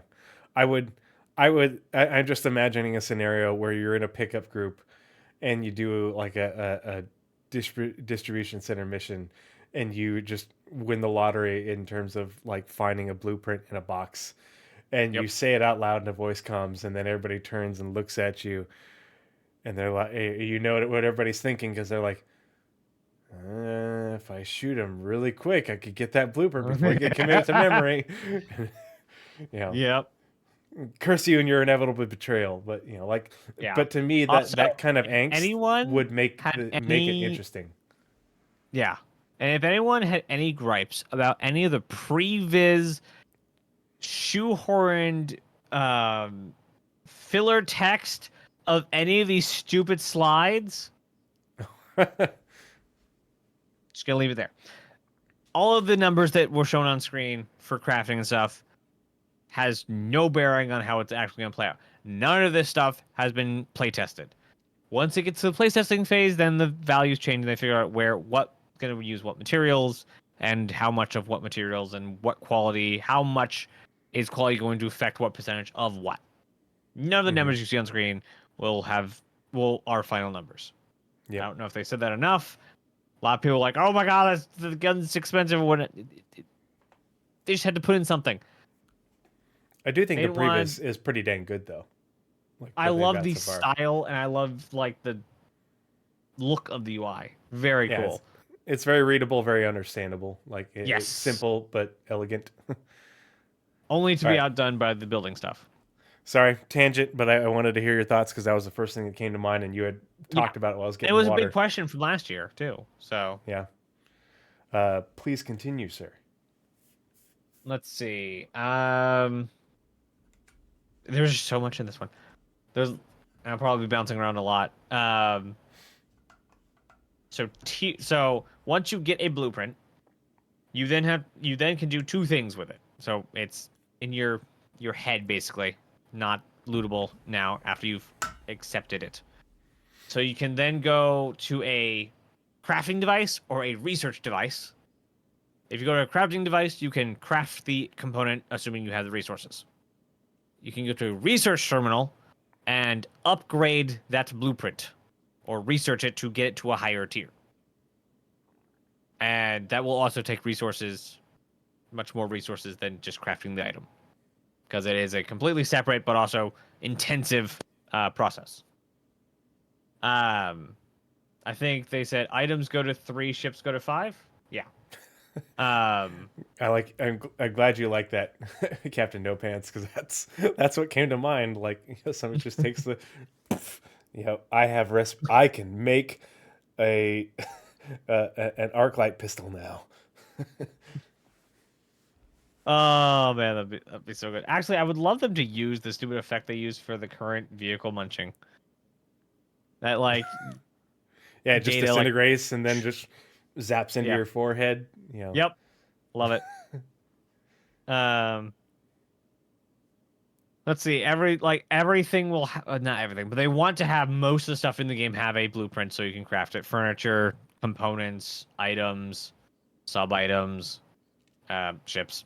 So they said well over 1,000 blueprints. What they're showing on screen now with the gun thing is what different qualities will do. So this is different qualities for P4AR, different qualities for a jump drive, and then after that, I think it's different qualities for a salvage laser. So they're also introducing qualities to resources, not only quantity but also quality. Right now, we only have quantity, is how much quantanium or laranite can we get back to refine and sell. In the future, we'll be dealing with quality of resource, and Genesis will actually inform that. So different materials will spawn in different places at different qualities at different quantities, and it will be up to players to deduce what these systems are so that you can more easily find what you're looking for. Also, scanning and the updates to that will help greatly improve players' perception of the environment and where to find good resources. It really Finding resources will incentivizes the definitely be exploration part of it for sure. finding resources will definitely be an entire profession in this game. Absolutely, for sure. For you to own, not only for your own use, but also to find it and then sell off to people who craft, who exploit resources, or who build. Yeah, Robert Vose. I think it would be interesting if that was a way to be able to, learn an upgraded blueprint. Like, you loot 5 tier 3 of this gun, and you disassemble 5 of them in order to learn the blueprint for that tier. Or each time you disassemble that tier, you get a chance to get the blueprint upgrade. If you have the original blueprint or something, I'm sure they could incorporate stuff like that. But there's so many different things that they just glossed over the ability for upgrading. They didn't include a list of ways that you could upgrade. There's going to be some. This is all like pretty early development and design work. None of this is play tested in engine really at all. Like, there's not a lot actually like to tweak yet to play around with or to show. Our kitchens and spaceships are not going to be crafting terminals, unfortunately. Food, there is an image of there is a chemical crafter, a item crafter, and a food crafter. Our kitchens are not crafting stations. I do like that there's a lot of people different wanted. machines for different things versus Yes. you have an extra small, a small, medium, large crafting machine, and you can craft anything in one machine. No, you have to have, there's different types of machines. Not only are there different different types, but there are also different sizes. Mm-hmm. So, yeah, that's smart. Many different easy bakes. Yeah. Let's see. Yeah. Other stuff. Covered different quality things. I'm gonna move on to base building, but I'm not sure if I covered everything for crafting. So base building. Base building. Holy crap, base building. Not only one of my favorite features in any game is building a base and building a home, but also they showed it functional in engine. Not final, but functional. They built a base in the game, which is the one thing me and Tree really disagreed on going into CitizenCon, about it being either just shown off in slides or in engine being played. So 1 Oracle point for me. And I thought that was great. There's a lot of unknowns. There's a lot of awesome screenshots. And stuff they just didn't have stuff to show, like for farming, not in any sort of state done. Basic buildings and how you're going to build, tints, styles, foundations, paints on the foundations to designate space for parking, space for roads. It was interesting, but it was very Starfield-like. Starfield wasn't the first to do it either. It's a basic building-based building system. We'll also have to virtually, not physically, connect inputs and outputs to different buildings. So power generation stuff, not piping. Not doing piping. There is so far no piping. So when you have an extractor, you will have to. It will have a freight elevator for it. The freight will come up out of the ground, and you have to physically move that to either an elevator or a refinery or whatnot. You're not just going to have a pipeline from that to the other thing. It will have to be player moved. That was one of the big things they talked about from last year. You're not just going to be able to have a manufacturing facility run autonomously. You will have to This have is players not going to moving be resources. Factorio in Yeah, Star this is Citizen. not Star Factorio, even though Factorio is now space. Building, base building, yes. Yep. Maybe snap to grid will work in SC, unlike so placing on terrain is not grid based. Placing on foundations is grid based. So like Satisfactory in that form. And let's see. They show so the smallest base building thing. I'm just staring at nothing in case anyone's wondering. I'm not actually looking at anything.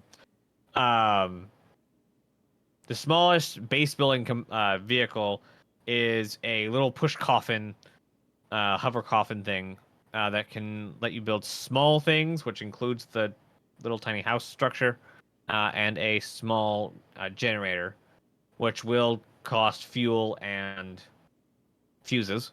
And fuses will just run out. Basically, they'll just break, and you'll have to replace them. That is one of the main costs of upkeep for a building. There's also they also announced the. Well, we'll go over ships, I guess, later. We did get a little bit of update on how shipbuilding's gonna work. We have to build fabrication hangars. We can also build non-fabrication hangars. There will also be structures you can build to build buildings. And how building itself works is you have, again, quantity and size of drone for it. So one small drone can build one small structure at one small drone speed. A medium drone can build a medium building at medium speed, or a small building at medium speed, and so on and so forth. You can also parallelize base building with multiple drones, as you cannot have two drones work on one building, as far as I know. Yeah, I don't remember them saying anything like that, so it'd be I interesting will to see have if to they added that re-listen later. to. They did specifically say it. I don't remember. As far as I know, it was that you cannot. There is no helping cooperation in drones. Yeah, you So can't put if you have two all four of drones, your large drones onto one large structure to finish that large structure faster. Yeah, yeah. which So you can build four which buildings is at kind of once. But you interesting can't because build that's a one very building much a 4 times as fast.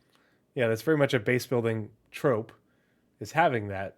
But it maybe they will, maybe they won't. I don't think they mentioned any of those. Yeah. I'm so excited for crafting and base building. I am in the process of upgrading my entire organization to a manufacturing org. So excited. Let's see. Is there anything specific I missed? Probably, but I think I've covered the basics. I was super excited about this. I Yeah, was I bet. hooked from the word go. Let's see. So I've got some notes, of course. That's good, because I didn't. You're, I was very impressed at how far along it was in terms of they're putting down structures and you can interact with them and walk around on them and stuff. And Yeah, they're this like is they're a calling feature it. we're getting in 2025. Oh yeah, yeah, and they're calling it gray box. I'm like, oh God, your gray box is better than most games. Shut up. Can you are you able to advance the video to show the concept UIs that they have for base building? Sure. Do you remember about where that was? It's gonna be the second half. maybe this? a quarter. No, the blue one. Oh, I know what you're talking about. When this? Yeah, and the concept images. I have to wait for it to update because I don't have. Yeah, there you go. Yep, those ones. So just play it from there. I love this UI. It's so cool looking. Ah. Mm-hmm. Well, and this is good because it shows you, hey, there's a resource here, and Mhm. this is buildable. This is buildable. Over here is buildable. This is not. This terrain will not flatten, but this will. You can build on this. This will flatten, or the legs will adjust. You know, is that playing? Yeah. Okay. Did they So say there will be small, medium, large building types, and they'll be capped by drone essentially? So any size drone can build its size and down, but it cannot build up. So a small cannot build a medium cannot build large, but they can all build their any size below them. I yeah, don't their know how size and many below. sizes Yeah. they said. I Small, would medium, imagine large, extra there's large. okay, so there are four sizes. Yep. That's right. Okay. Yeah, small drones. Two small drones pop out of your base building coffin. Part of the crew. Part of the ship. Hey, of the thanks so much crew, for the part of the follow, ship. Icon. Part of the crew, Classic. part of the ship. man. Part of the crew, part of the ship. Yeah, there's Like the UI feels Part of the very. Oh wow. Part of the ship. Welcome. thanks so much for the Crew, part follow. of the ship. Part of the crew, part of the ship. man. Part of the crew, part of the ship. This would be its I own really- game for any other game. But yeah, I do like, even if this is previs, I don't care. It looks cool. I like it. Yeah, it looks like a city builder or a theme park builder game. Like that's what the UI gives me the vibes of. And that's basically where I spent most of my like childhood gaming. Not childhood games, like whatever the like after childhood, pre-adult, teenagers in there, but like the entire time. Like there was what was it? Roller Coaster Tycoon, SimCity 3, 4, 5, Cities XL, Legoland, Sim Theme Park, Thrillville, all those things. Hey, Second Love Recon, all thanks of so them. much for the support. Dropped you some ducats in the Ura jar. Good luck with your goal, gents. Time to hit the rack. 07. Yeah, come by and stop by and hang out again sometime. Would love to see you. Really appreciate the support. Two Yeah, small I'll drones get some on a rest. trolley, two med drones on the FM. So they haven't said what, if any, mixing matching you can do with drones.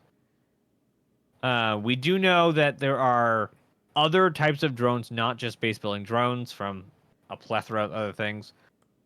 They really stuck to base building drones for the talk of base building. There also are general drones that can be equipped, much like a mining head can be changed out for another mining head.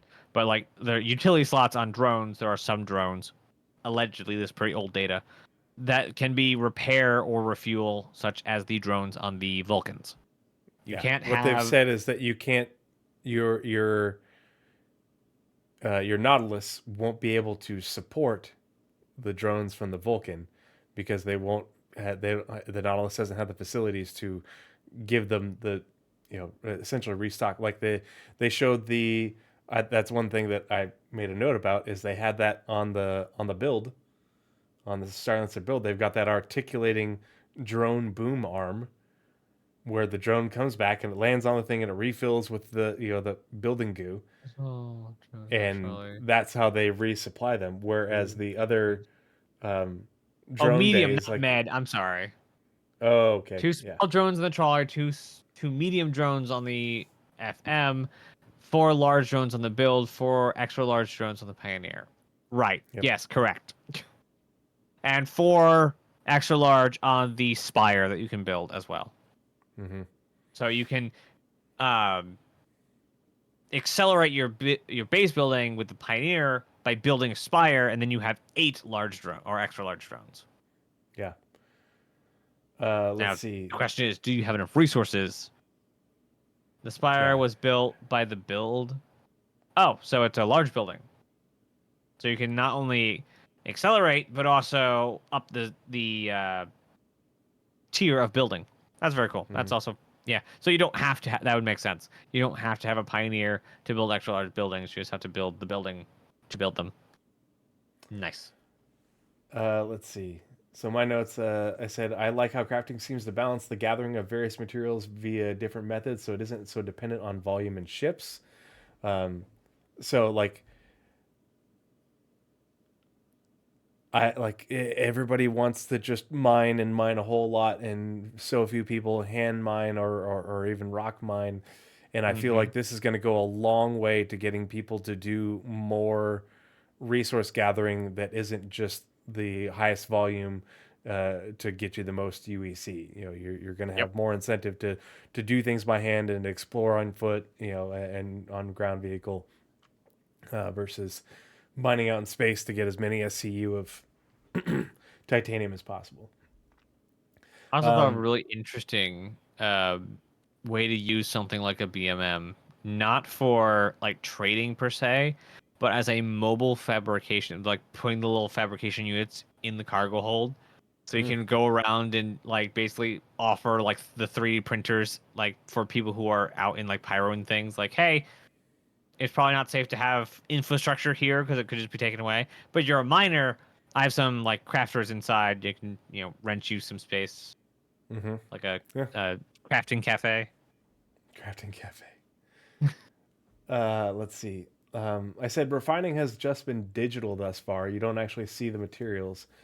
But they talked about how you could upgrade. You could refine things into higher quality things. Well, what does that do for assets you can hold in your hands? Things that you have harvested and you can actually see. It isn't a thing that pops out into a box into your cargo hold. I wonder, are we going to have a visible difference in, okay, this was a tier 1 Rantadung, and now I've refined it to tier 3 I don't know, higher quality Rantadung. I would imagine it wouldn't be just tier 2 Rantadung. It would be refined into a resource. So you put in raw or iron, you get iron ingots out of it. I don't know, that's when they talked about oh man, it was in there somewhere, and maybe I just misheard it, but it seemed like like a matter of like combining. Oh, okay, I have this many of the tier 1 ones, and I can combine them to make this many of the tier 3 ones or something. And I'm like, well, would that change the appearance of it and make it a different looking thing? The question is also like, can you, after refining them, can you turn them into not in a box materials? So far, anything that enters a box, if it's not a placed item, so anything bought from shops, is not in a physical state inside the box. So we can buy. Well, I don't know if we can actually buy Hadonite and the gem stuff from shops, but we can't take them out of commodity boxes when we buy them. Yep. But I mean that applies So- to anything. You upgrade your armor chest piece. Does it just change the stats, or will it change the appearance? It better change the appearance, or else they're doing it wrong. Yeah, I would hope so. It's something to think about. Yeah. Another note I had. So when people are It'd be talking, pretty crappy if you like had a legendary armor and you were able to upgrade to tier 3, and you just look like the guy who just picked up his new legendary armor. Like it's like you worked so hard for it. You spent so much money on it. they mentioned a player-driven economy during CitizenCon, but then they also said specifically that Star Sim drives the economy. But when they say player-driven economy, they're talking about a player-driven player-to-player economy. Yes. And because as far as I could tell from what they're saying, you're not going to be able to buy from an NPC a tier 3, tier 5 item, what have you. Upgraded high tier items. You're going to be able to buy the lower tier items, your stock stuff, your common stuff, from NPC shops, and that's will be circulating around the verse via Star Sim and everything. But if you want these higher tier things, you will either make them yourself, or you will have to engage in the player-driven player-to-player economy in order to acquire these things. It's a subset of the economy. Yep. But like they talked about player-to-player transactions on the roadmap, like that's what this is for. Yeah, Yep. you could make it for yourself, but if you get good at it and you have the blueprints like Naz was talking about it, and you've put your Kindle reader to your forehead, and you can now make cool things. Yeah, you can make it for yourself, but you can also engage in the player-to-player economy to make it for profit, or you Yep. can also, the I think another question I have is, okay, yeah, you can make it for players, but can you engage? Can you make high tier items as part of a contract with a guild guild organization for the Or crafting even of things? not contracted. Can you just like, again, back to the P4AR, can you craft a higher tier P4AR and just sell it back to, because basic RPG vendors, sell it back to a gun shop and say, hey, this is worth more than the P4AR that I just looted from, Hmm. the thousands of retrieval ops I've done. So you could just get profit that way by just selling back into the game, thereby voiding it, taking it out of the economy. Yeah, So it just kind of keeps stuff moving. I would just like to be able to see contracts to say like, oh, okay, well, um, Well, yeah, crafting contracts, like you mentioned, I think would definitely be a thing. Hey, but craft me yeah, like 5 things. but not even to like to not craft the tier one stuff that the NPCs would use, but to be able to Yeah. craft high tier stuff and for those higher tier, higher rep contracts from NPC organizations. Yep. And that just made me think like, and that was my note, crafting of different tiers of med beds. You saw I forgot to leave that playing. Sorry. You saw the different stats, the examples that they had. And now I'm just thinking about like, okay, what would those different stats do for a med bed? Oh, this is actually a great shot right here. Because so many people are, oh, I'm just gonna build a base and it's gonna be a one stop. I'm gonna be a one man operation, and it's like, no, there's no way you're gonna be able to have a huge base all by yourself, and you're gonna run it and you're gonna supply it and maintain it all by yourself. That's You know. that's what CIG is telling you point blank without telling you in full words. But So what they will say is you can, but the amount of time you'll spend on each project, you will be outpaced by anyone who has 2 or more people. well, and it's just a matter of you have to gather the resources to make the Mm-hmm. stuff. You have to gather the resources for resource management to keep your thing going. Your enterprise It will going. also solo kingship. You know, it Solo get fly it or solo take it. yeah, like your small hab right here. You can upgrade it, but that talks about, okay, you have integrity, you have wear resistance, you have power requirements, hacking, water requirements. So in order for your hab to function, it requires power, it requires water, it will deteriorate over time. It is not an invincible structure. It has an integrity, and it does have wear and tear. And so that's, you can upgrade your hab to give it more resistance, but it's still, you'll have to continually to maintain just a small hab. And anything that's functioning, you're gonna have to provide resources in and replace fuses and consistently repair it just to keep it working. You know, that's it. That's what this is why I like colony sims, because you have to not only manage the structures, but you also have to manage the people. But it's just like in any colony sim, once you get to a certain amount, once you get to a certain tech level and a certain infrastructure level, you have to go out and get more colonists because you won't be Mm-hmm. able to keep up, and things will just stop, grind to a screeching halt. Or you'll get this part done and you have to do this and then do this, and things will fall by the wayside. That's what this is. This is a colony sim, and a colony sim requires colonists, and you can only have so big of a colony with one person. And even if you had NPCs working for you, you have to pay them, which means you have to go out and make money in order to pay them, as well as feed them and all that. So there is no just single player Factorio base building in Star Citizen. Let's see. So for the research part, like researching upgrades, I was really hoping, that like not like realistic science, but there was going to be like sort of a gambling type system on trying to discover a breakthrough. And you have to go through multiple attempts with and you end up wasting resources, and maybe things change or something like that, but in order to finally research this upgrade versus the example they gave of craft 100 of these, and I'm like, nope, that's not how I want research to work. That's kind of lame for me. But I mean, that's just an example, and they could put in any type of requirements in there and just make it work. I definitely want research, either a mini game or just let me burn the resources and it does a timer, and it maybe even like has a chance of failing. Yeah, chance of failing. You make an attempt at research and it burns. It has this chance of working, but it burns this much resources, and that's the gamble you make. And if you have excess resources, then you do the research, and then you're just out the resources and the time. And obviously, it should take time and stuff, but I'm just going to craft 100 of them.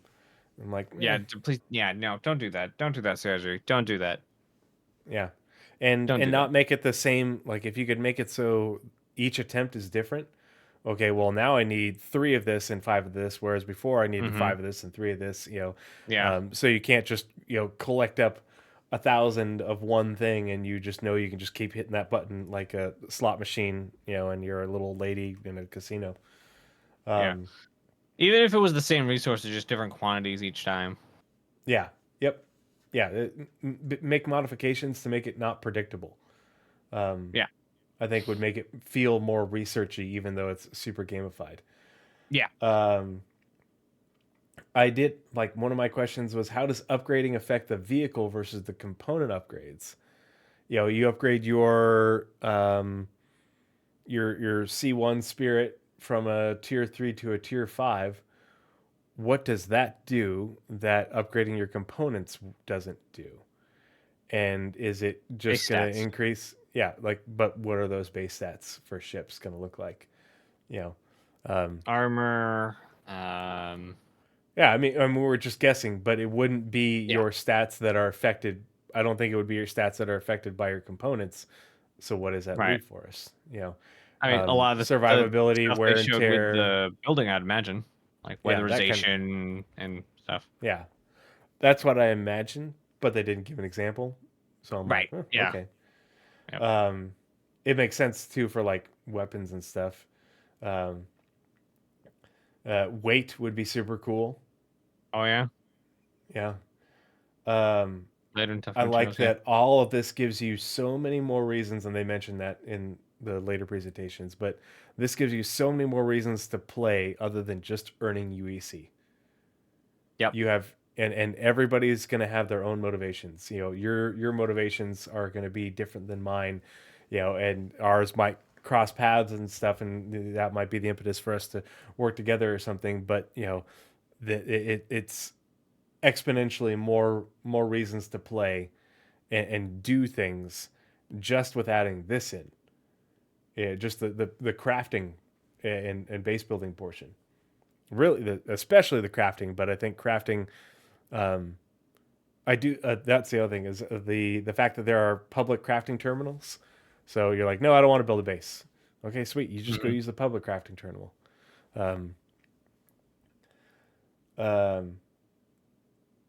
We talked about the claiming a blueprint. Let's see. I said one of my notes is good to finally hear how player refining will work, because crafting is an integral part of refining, but they'll use the same system, just different structures or things for refining your mind materials and such. But like we talked about, I like that there's multiple different types of crafting machines. And like if you just want to be a miner and you want to refine your own ores that you're getting, then you just build the one that you want. Yep. And you do that thing. Um, I did one thing that I heard during the base building part was they said construction grav cart lets you survey the land in lawful systems,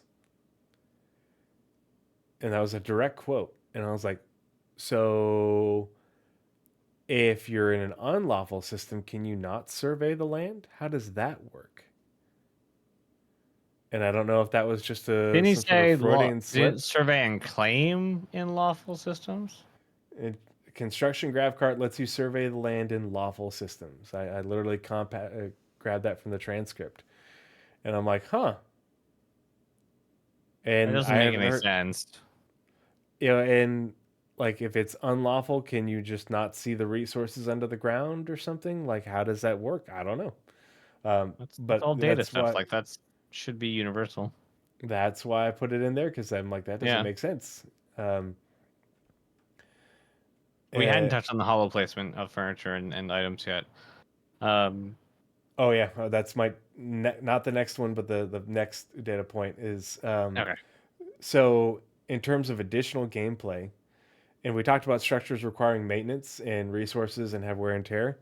Well, if you have a power plant that requires fuel, hooray, the Starfarer finally has a fucking thing to do.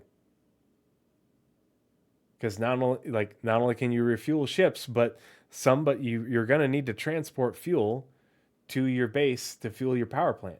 If that's the kind of power plant you use, if you're not using, geothermal or solar or something like that. But if you're running off of fuel, you're going to need someone to bring you fuel if you don't bring it to yourself. But that's, a great player to player interaction of I don't have a Starfarer.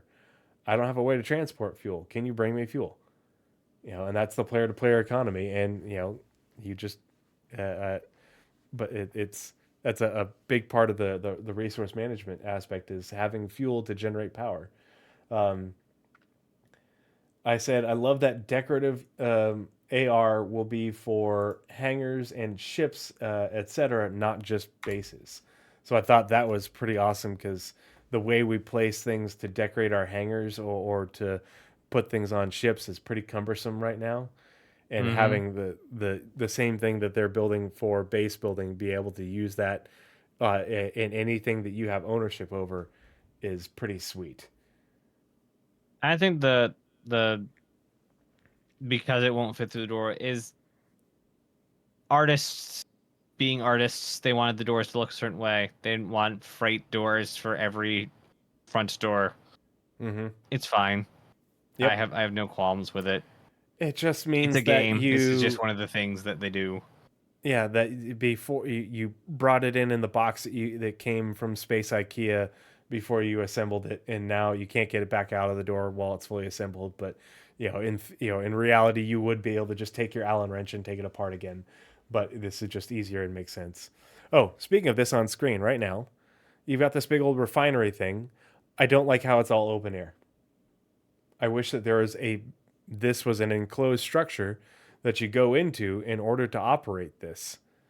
It just seems odd to me that you're standing out in the middle of the weather operating your refinery console and there's no like place that you can go in and sit down at a terminal and it's climate controlled and you could take your helmet off, and take care of all these refinery jobs and stuff. No, if this is a not a habitable environment, you have to be in your spacesuit and standing out here, ready to get zapped by lightning. I thought that was kind of weird.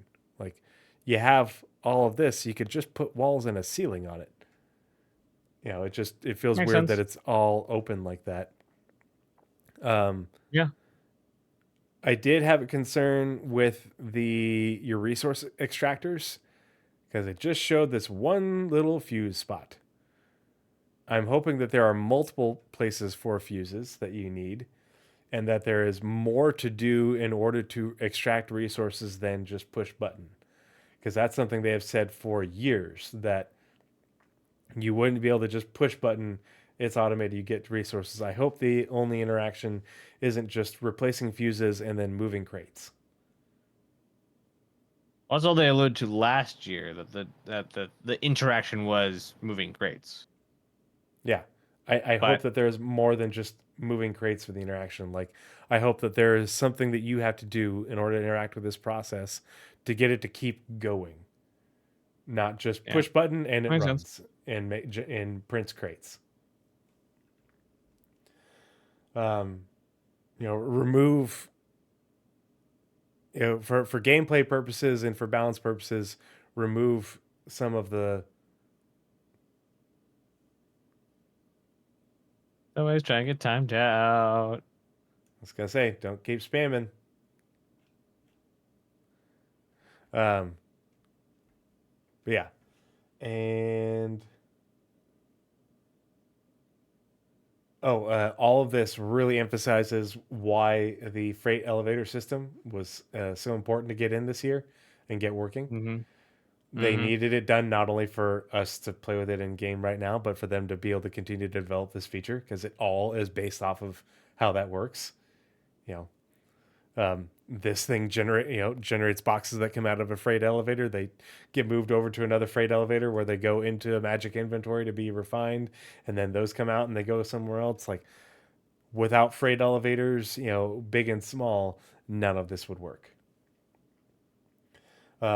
And my last point is I like how they mentioned that low tech farming is based on the Genesis data of where the soil type and humidity and temperature and get enough rainfall. So like you could actually be a legit space farmer, but that the high tech was resource based, and you have to make sure you have enough water coming in, and nutrients and power for light and stuff like that. So but you farming doesn't seem ultra simple. Like, it seems like it's pretty complex gameplay, and you have to be And intelligent ranching. They about also it. mentioned ranching. And ranching, yeah. Very, very neat. Yeah, it's all super cool stuff. We're definitely going to see a whole lot more of that, and get lots of big updates. But it's like, here it is. They're doing it on screen right now. You put a box in. There's people flying I around think and it's funny landing that on it. these they don't have the lockdown grid yet, like actual cargo grid on the elevators. Yeah. So that was fine. Like, you'd see Um, they're not locking down at all. They didn't. Not that far into development. Um. Or They this did was mention. rework of the multi-tool. I did. There is another thing. One last thing is they mentioned multiple archetypes for structures that we can build. I hope that will reflect in the points of interest, the NPC points of interest. Ah, yes. Because the legacy outposts are so dated and so rudimentary, and so I hope that with the archetypes that we're going to be getting for our own bases is what they will also be used. What those archetypes are what will be used for Starchitect, for driving what locations, both in function but also in terms of aesthetic. So we have a lot more variety and believability in the POI. Yep. Are you ready to move on to Captains of Industry? Yes. Alrighty. I'm also gonna read it and run for a moment while you give your stuff. Unfortunately, my headphones are not Wi-Fi or wireless. All right. Captains of Industry. Also, the first half the show was like the Pioneer, the Lancer, and the SCM. So it's fine. Uncover the ships and ground vehicles that will serve as your primary tools for base building in the verse. Revisit classic and more. All right, I'll be right back. I think I brought it up earlier, but I don't understand how the CSV FM has 4 SCU, but along with 2 medium drones, and it's little they John Cruz said, it has like a little miniature freight elevator on it. So like you can't see the boxes. You put them in and they disappear. It has all that in the same space. And it doesn't seem right that a that the dedicated cargo truck has the same SCU as the one that also builds bases. I feel like it should have less SCU, and that would give more reason for having both vehicles. And it encourages you to work together to make sure you got that supply chain bring in containers. I like how the Starlancer build has articulating arms, just like the tractor beam articulating arm on the Zeus CL, but this is for the drones to land on, and that's how they get resupplied. So I thought that was really cool. I would love it if the drones required fuel, and so not only do you have to make sure that they have enough supplies to build their structure, but they have to return every now and then to refuel to keep flying around and building, and so that they would siphon, like take fuel off of your ship, and so you need to make sure you keep your ship refueled just to keep the drones doing their thing. I thought it was pretty telling that the Starlancer TAC has 2 tier 3 beds versus anything higher. We have other ships that have higher tier beds of the same size. So I thought that was kind of interesting. I think it might bode for changes with medical gameplay and medbed tiers on different ships.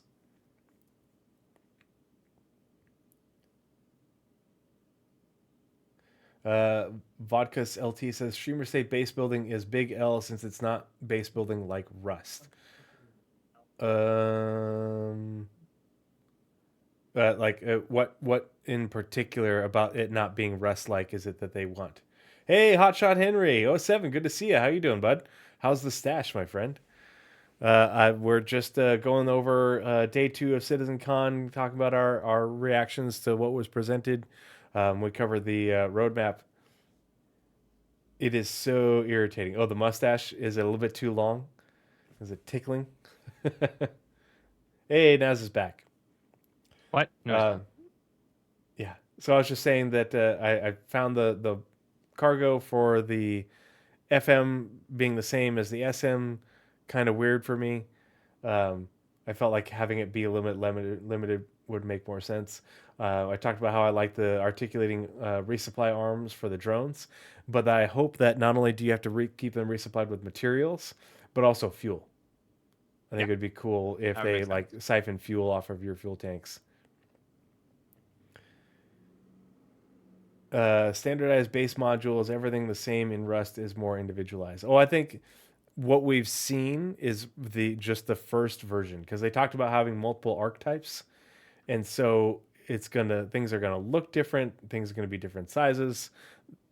With the way not to mention the CIG does future updates art, of different modules. the first version of base building is going to be just that, the first version, but they're going to have their artists cranking out more modules of different archetypes with different things to put in them. This is just intense. Intense, because like the art style that they showed doesn't do it for me.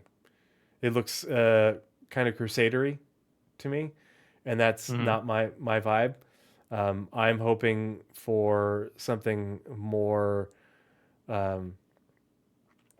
Argo industrial or more military based looking, armored and hardened, versus this sort of I don't want to call Crusader futuristic, because it's not futuristic like Origins futuristic, but it's like futuristic, but the step below it's clean Origin. Sci-fi. Yeah, it's clean sci-fi. Yeah, and that's not my vibe. And I think we'll get there eventually. But this is the for tier 1, for version 1. This is pretty great. And I like how there's the pre-built modules that are pre-configured for the things that you want, but there's also just the empty buildings, and then you configure them for how you want.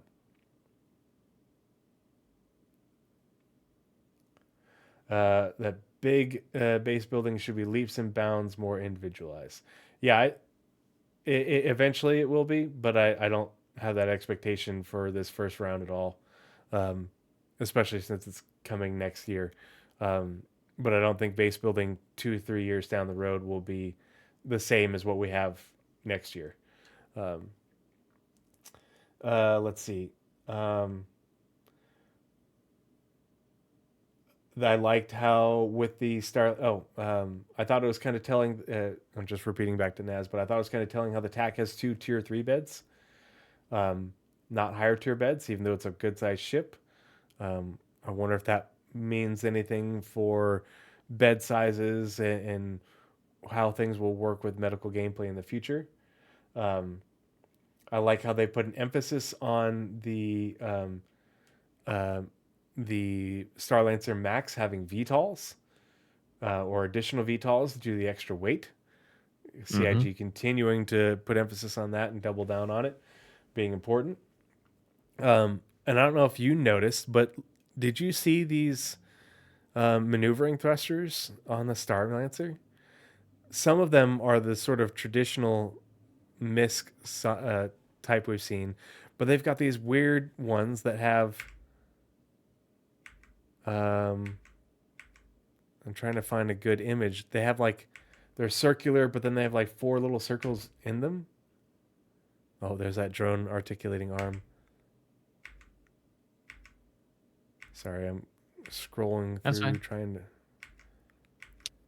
I hadn't ever seen this. This right here is a maneuvering thruster. I've never seen maneuvering thrusters like that from any MISC ship, so I thought that was kind of interesting looking that they're having that they've got new new thruster types. Interesting.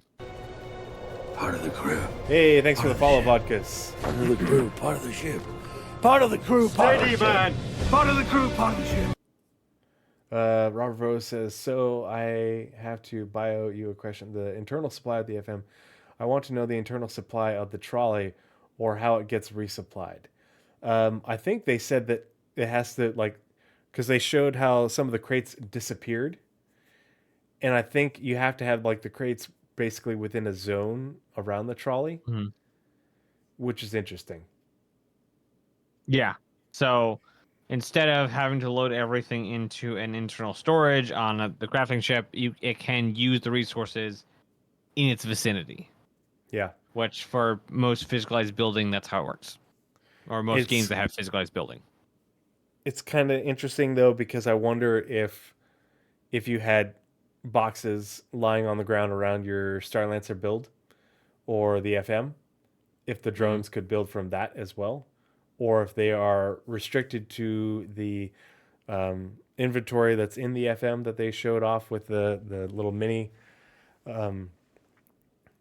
freight elevator, or they had the freight elevator thing on the build. I do believe as well. that they did say something to the effect of they can go for resources that aren't specifically in the internal inventory for the FM and the build. Yeah. Vodka says, what are the big red flags in base building for you so community should react and advocate for something better that would save the game? Save the game? I don't think the game needs saving. I think that the bones of base building, because this is the high level view of base building.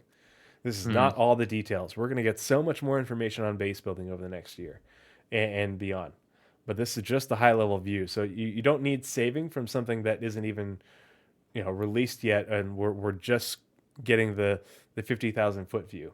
I think the save the game is really hyperbolic at this point, because we just started hearing about how this is going to work. I think the only problems I see is, as was mentioned, lack of individuality. But again, tier 1, tier 0. And that's an art thing. And That's an art thing. It isn't that's an art a thing. design Absolutely. issue. That's something they can evolve into. It's not something like there's nothing wrong with it. I don't have anything that's wrong. The only other concern I have is how slow they are to make paints in the game now, having to wait for paints for base building and space stations and all the other things they've announced and stuff. Not to mention, like, how long is it going to take to make the crafting and make these 1,000+ blueprints and get the quantity and quality and having to use Genesis to get quality resources and stuff. How long is this all going to take? So more concerns, not the end is nigh. If they don't fix this, I'm leaving kind of stuff. Like, it's nothing like that. There's that thruster. I think the big thing for me is the resource Seen management it somewhere. has been touted a whole lot. And resource management on ships, you've got your coolers providing cooling, you've got power, you need your fuses, you've got fuel, you have to send power out, but you also have fuel coming in. And the base built for bases, they talked about bringing fuel in for power, and certain structures require water. And I assume that there is life support and the stuff, but they didn't really talk a whole lot about the resource management. And I think resource management for bases should be as important, if not more important, and more difficult than on ships. Mm. More resource consumption, more difficult to manage. Um, I stopped on that.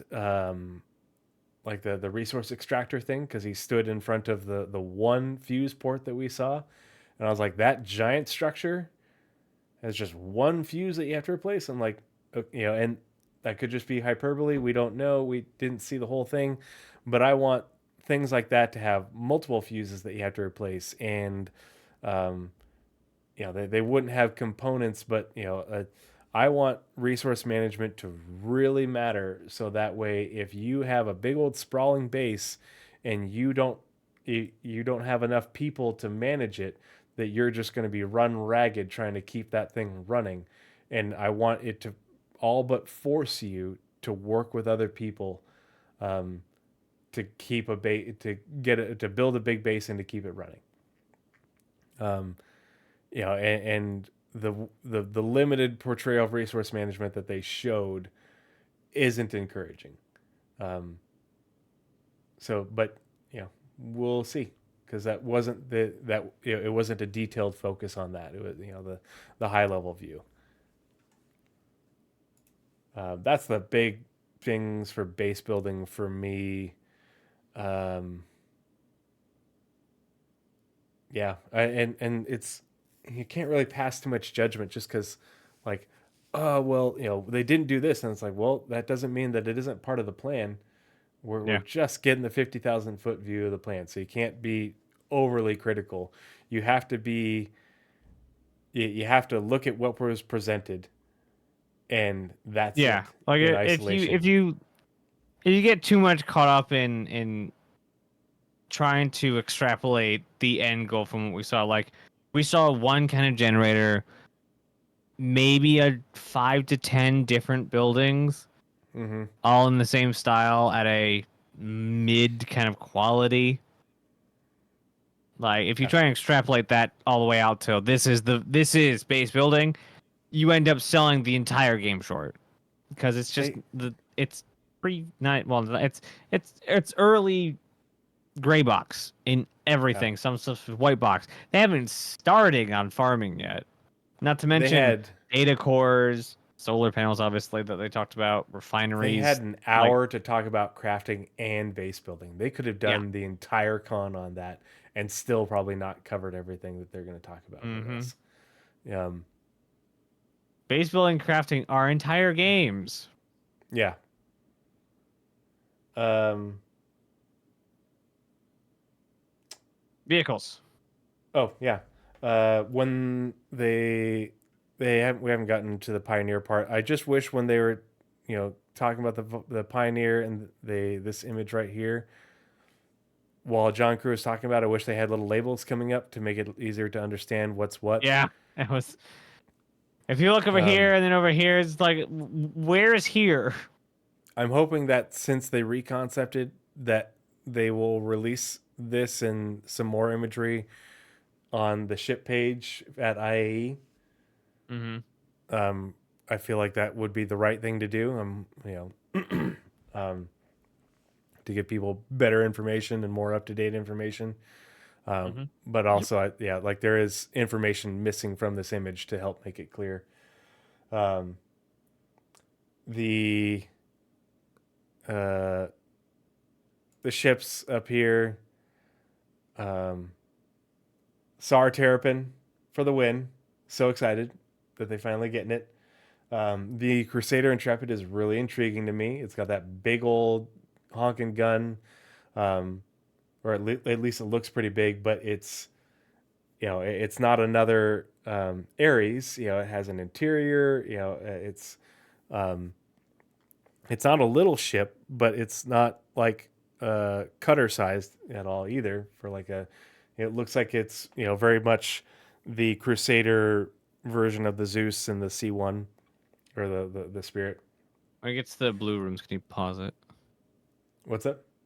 When it gets to the blue rooms, I want you to pause it. Blue rooms. Yeah. So continue with your thing till they start with the silhouettes. Oh, here I'll just go to the silhouette. And that's the start of the last segment. Here we go. All right, so I have the live feed, the Discord feed up. So I'm gonna explain which each of these ships are as they come through because I have most of them down pat. Good like 6 of them we already know their names.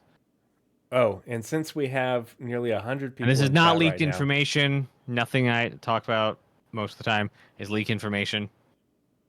Yeah. So this is just my observations and what is obviously seen from both CitizenCon and post and pre-CitizenCon. So the direct quote from John Crew is that he said, "Some emphasis on some of the vehicles we're working on in the next 12 months." Yes. That's what this So is. many weasel words there. Yeah. And that's the thing is people got confused because they were talking about this way back here, but then this is a different segment. The next 12 months, this is what they're working on. He said nothing about aiming to deliver like they said with these images back here. When they presented these images, they said specifically, this is some of what we're aiming to deliver in 12 months. And they got not all these, but the Legionnaire and then a bunch of other ships, they're mostly variants. But these images are just what's going into production in the next 12 months, not that they aim to deliver. And There's some Jake, big ships in here. Jake very clearly reiterated that. And a lot of people didn't hear what John said. They just saw pretty pictures and thought, oh, they're doing the same thing. No. So, here we go. All right.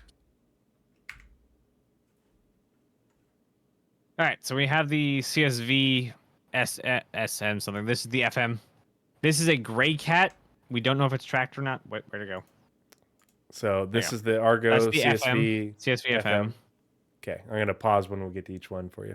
Okay, so I don't have to talk super fast. Great. Yep. The base building one. Yes, the base. That. Yeah.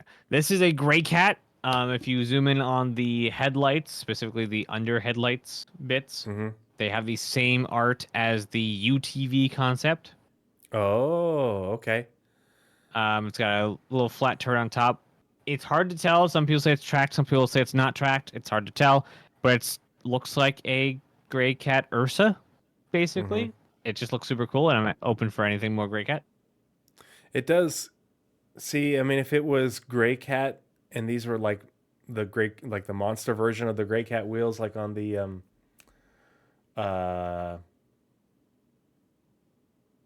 oh wait, no, that's those are no, I was thinking of the Tumbrel wheels. Oh but yeah, no. yeah. Tumbrel. Yeah. I'm gonna be hopeful that these are tracked. Yeah, this is not the UTV. This is much bigger than the UTV. Yeah. UTV's a golf cart, like a Can-Am golf cart thing. Like this is not that. This has an enclosed cabin. Yep. At least it Whatever it is, it looks super cool. I'm Yes. very interested. All these look like production ready, so I'm like really excited to see all these. Obviously, an Anvil Atlas platform. This could be the base building variant we saw last year, though. As a note, the one last year, even though it wasn't a whole model. Didn't have a turret on it. This one has a turret on it. Just a point of difference, but I would bet that this is the just base building Atlas.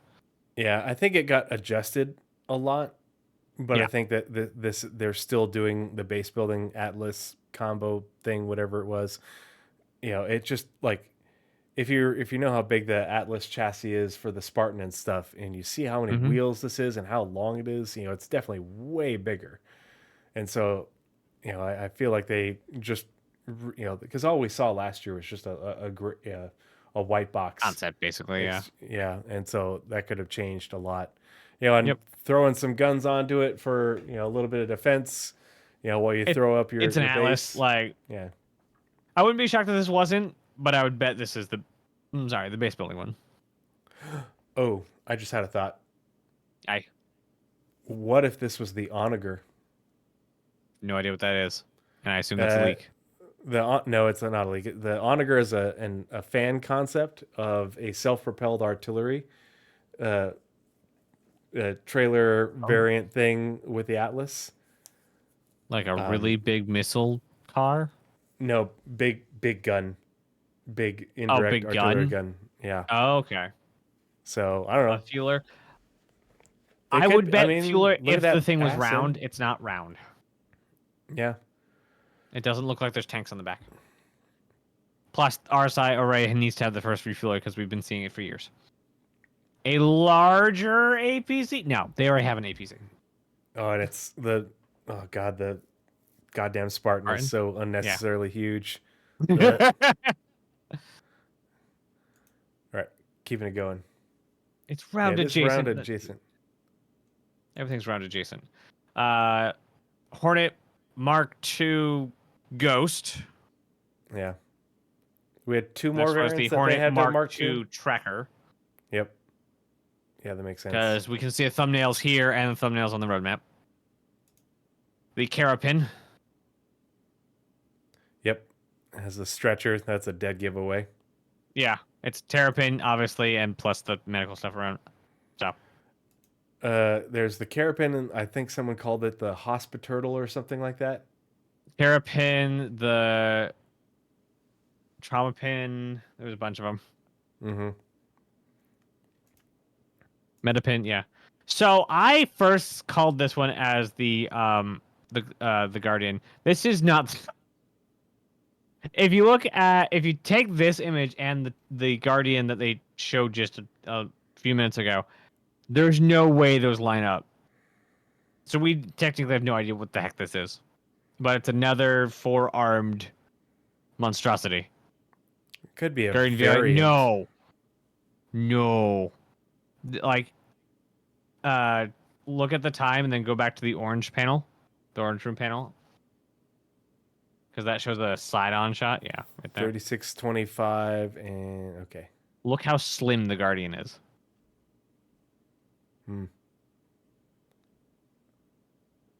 I don't know.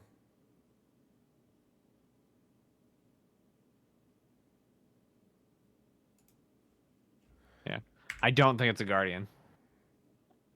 It could be from Mirai and just be Yeah. a different Mirai ship. Yep, or an alien ship. This could be a Gotek. Yep. Though it does have feet, so not really a Gotek thing.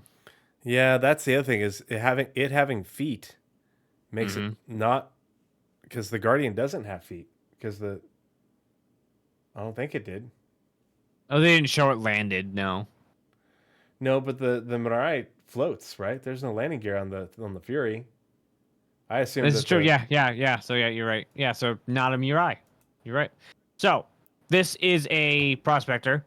It is the same size as a prospector.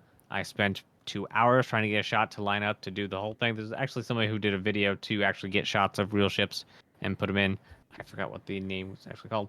I think this is a gold pass update on the prospector. Because that is a mining head. That's not a salvage head. Yeah.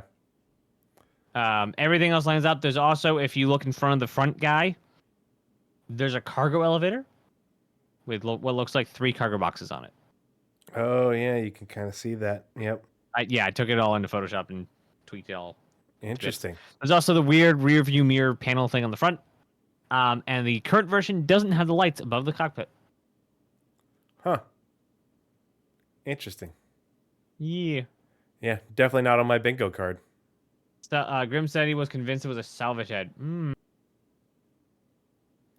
I don't know enough about salvage Interesting. or mining. You said, was that you that Yes. pointed out this? Yeah, the Not the intro. No, this is a consolidated Outland medium ship. That foot, specifically that foot, has the exact same design as the struts inside the Pioneer. Like, one for one. I am 100% convinced this is a consolidated Outland ship. interesting. It also has a very wide face. It's so flat. It Yes. very much I mean, so makes is me Pioneer. think of it also reminds me of your hero ship in Star Wars Outlaws, and then the ship that is in Star Wars Skeleton Crew.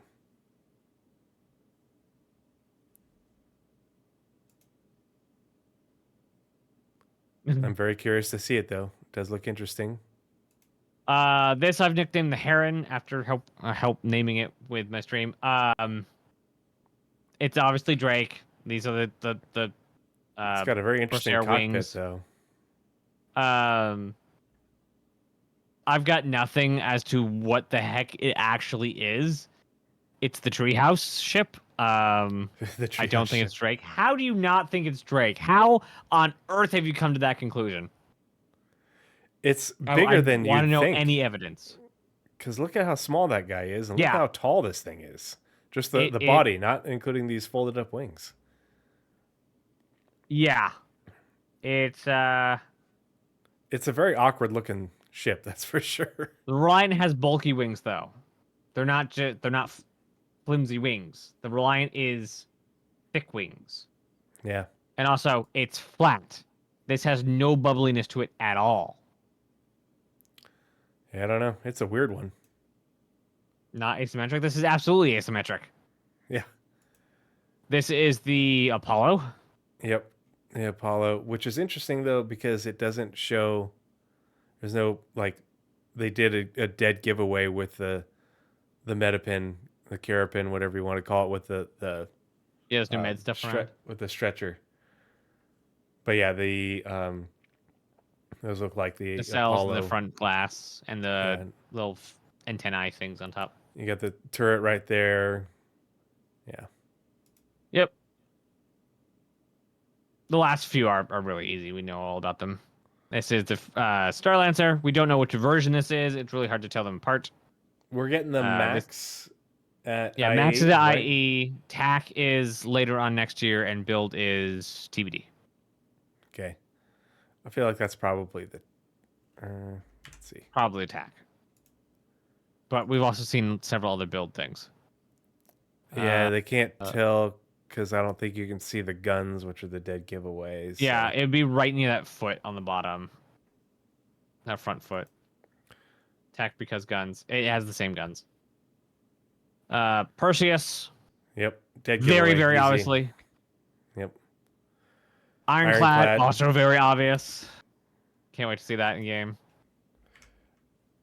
This is the Tractor beam. the tractor beam one, the cargo ironclad. So whether that means they'll be building so both at physically the not same the time, assault. Interesting. Yeah. Whether we won't be getting the assault the same time we get the base, right? I didn't say it wasn't asymmetric. I said it. Wow. Flight mechanic will not support that flight. There's also the landing gear, not like other ships in the game. Correct, but that's what Drake is. And then the Pioneer. Yep. God, look how huge it is. It is massive. Big. Those are tanks down there. Those are storm tanks. Yeah, little itty bitty people. Cool. That's it for the ship presentation. I like how they just had it driving by and popping out. Oh, I gotta start this back over. Oh boy, I don't have a lot to say about 1.0 because we did kind of discuss a lot of 1.0 while we went through the 1.0 roadmap stuff. Yeah.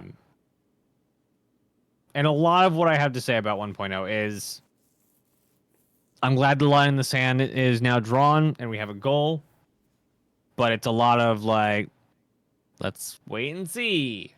Mm-hmm. And like, because like everything that's we talked about here, or everything they talked about here, is going to be expanded.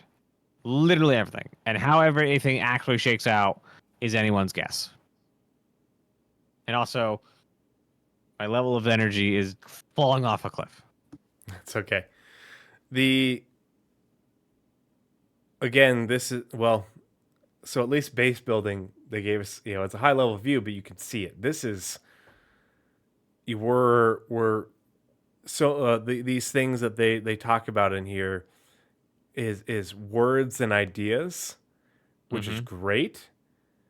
But we've this year, the rest of CitizenCon last year, and leading up to last year, it's been things that are in production. We're going to show you, not tell you, and this is back to telling you until the very end. And even then, this is early. A lot of concept art. There's stuff in production, but it's still a lot of, they visualize the ideas, but up before the station building part, this is ideas and words, and it's ideas and words of things that if you've been paying attention, you probably shouldn't be surprised about. Other than like we talked about, I think my biggest thing that I don't like is the whole seal shield thing, but everything else didn't really hit me out of left field. I wasn't surprised that um, but that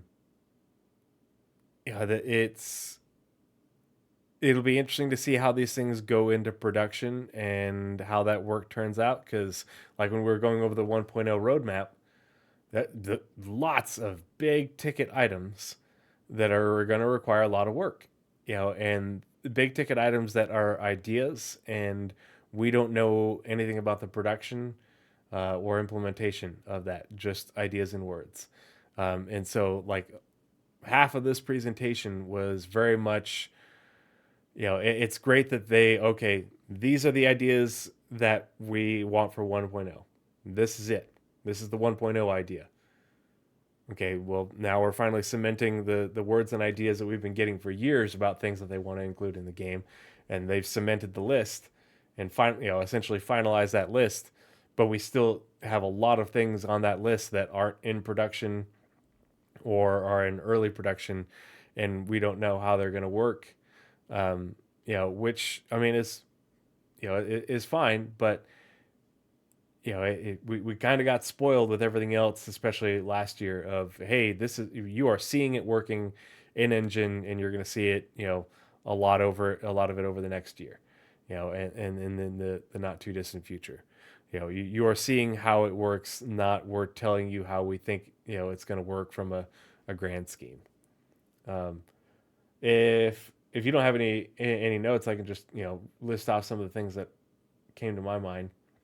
Yeah, absolutely. Go ahead. So one quote, they said not launching with 100 star systems, because a lot of people are like, no, they're not going to do 100 star systems anymore. They're backing away from that. But that's not what they said. They said they're not launching with 100 star systems, and they said why, but they said nothing about backing away from 100 star systems. And the entirety of the Genesis presentation was about scale, and how filling the universe, filling a universe with life, not filling 5-star systems with life, filling a universe with life. So I'm not sure if it was the 1.0 or the Genesis panel, but in one of the two panels, they did say 100 plus.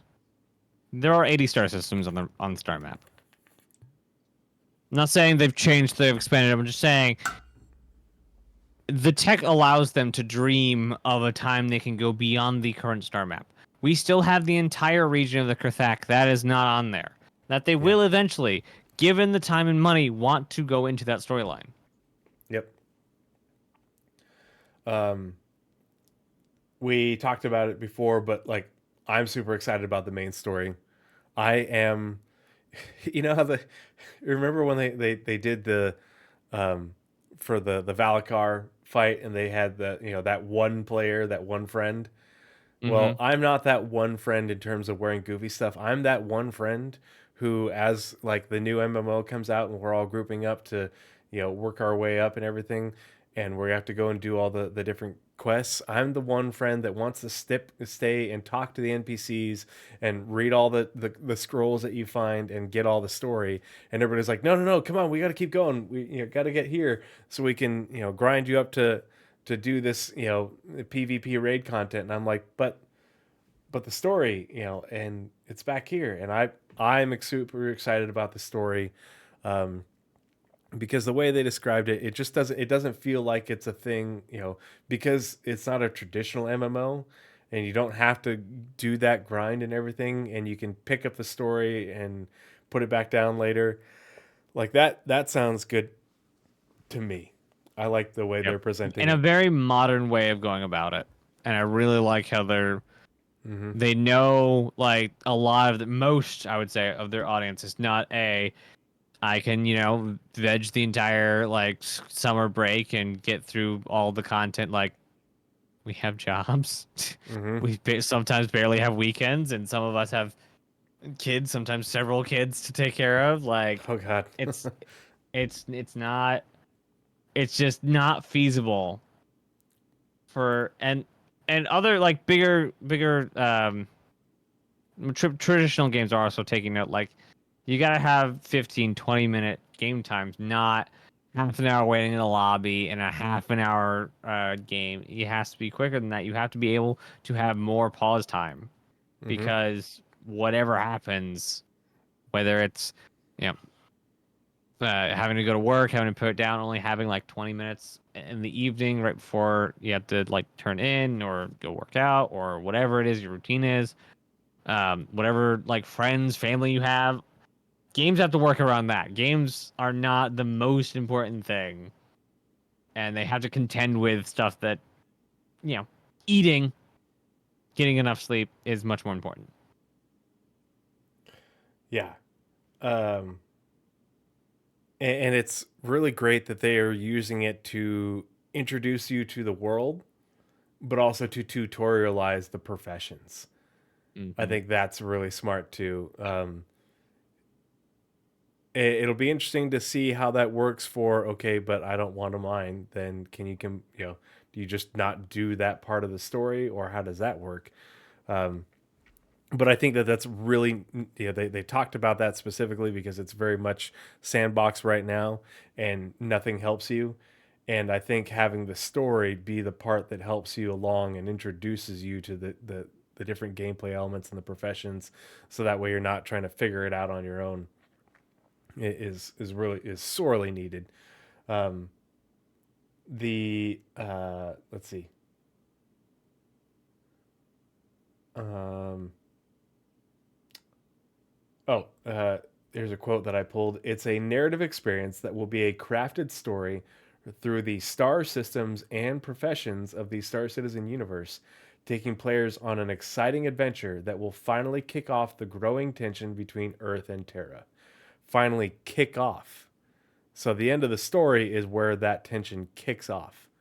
So that's not the main theme of the story, but that's like what it leads up to. Yeah, and basically it's where it turns into a live storied game, Hmm. and to where we'll be getting story drops and the universe evolving narratively.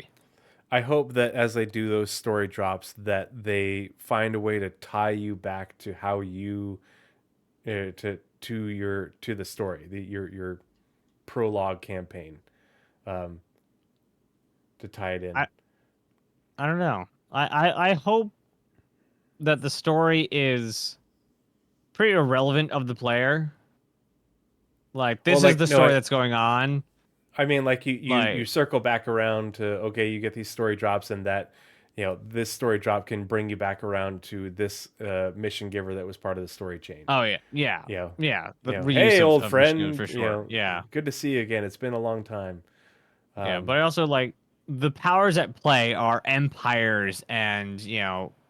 giant conglomerates. Like, these are the people that are playing the main story of Star Citizen.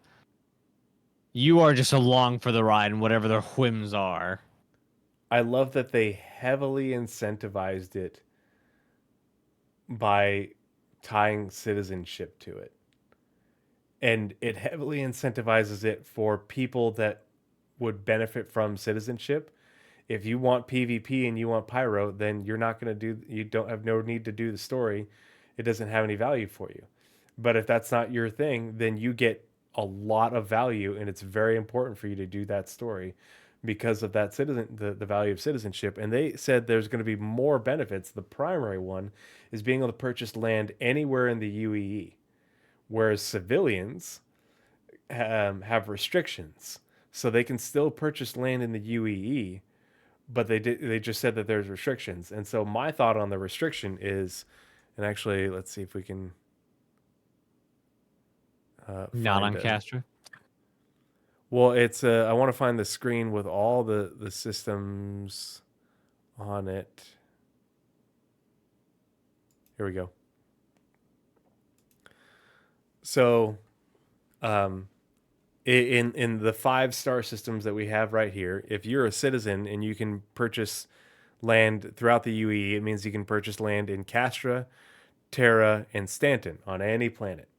Because Stanton is a UE system, even though the planets are owned by the corporations. You essentially you'd be purchasing land from them, but you would have the legal authority to do so. But civilians have restrictions. Well, what if that means that you, as a civilian, you can't buy land on a represented planet?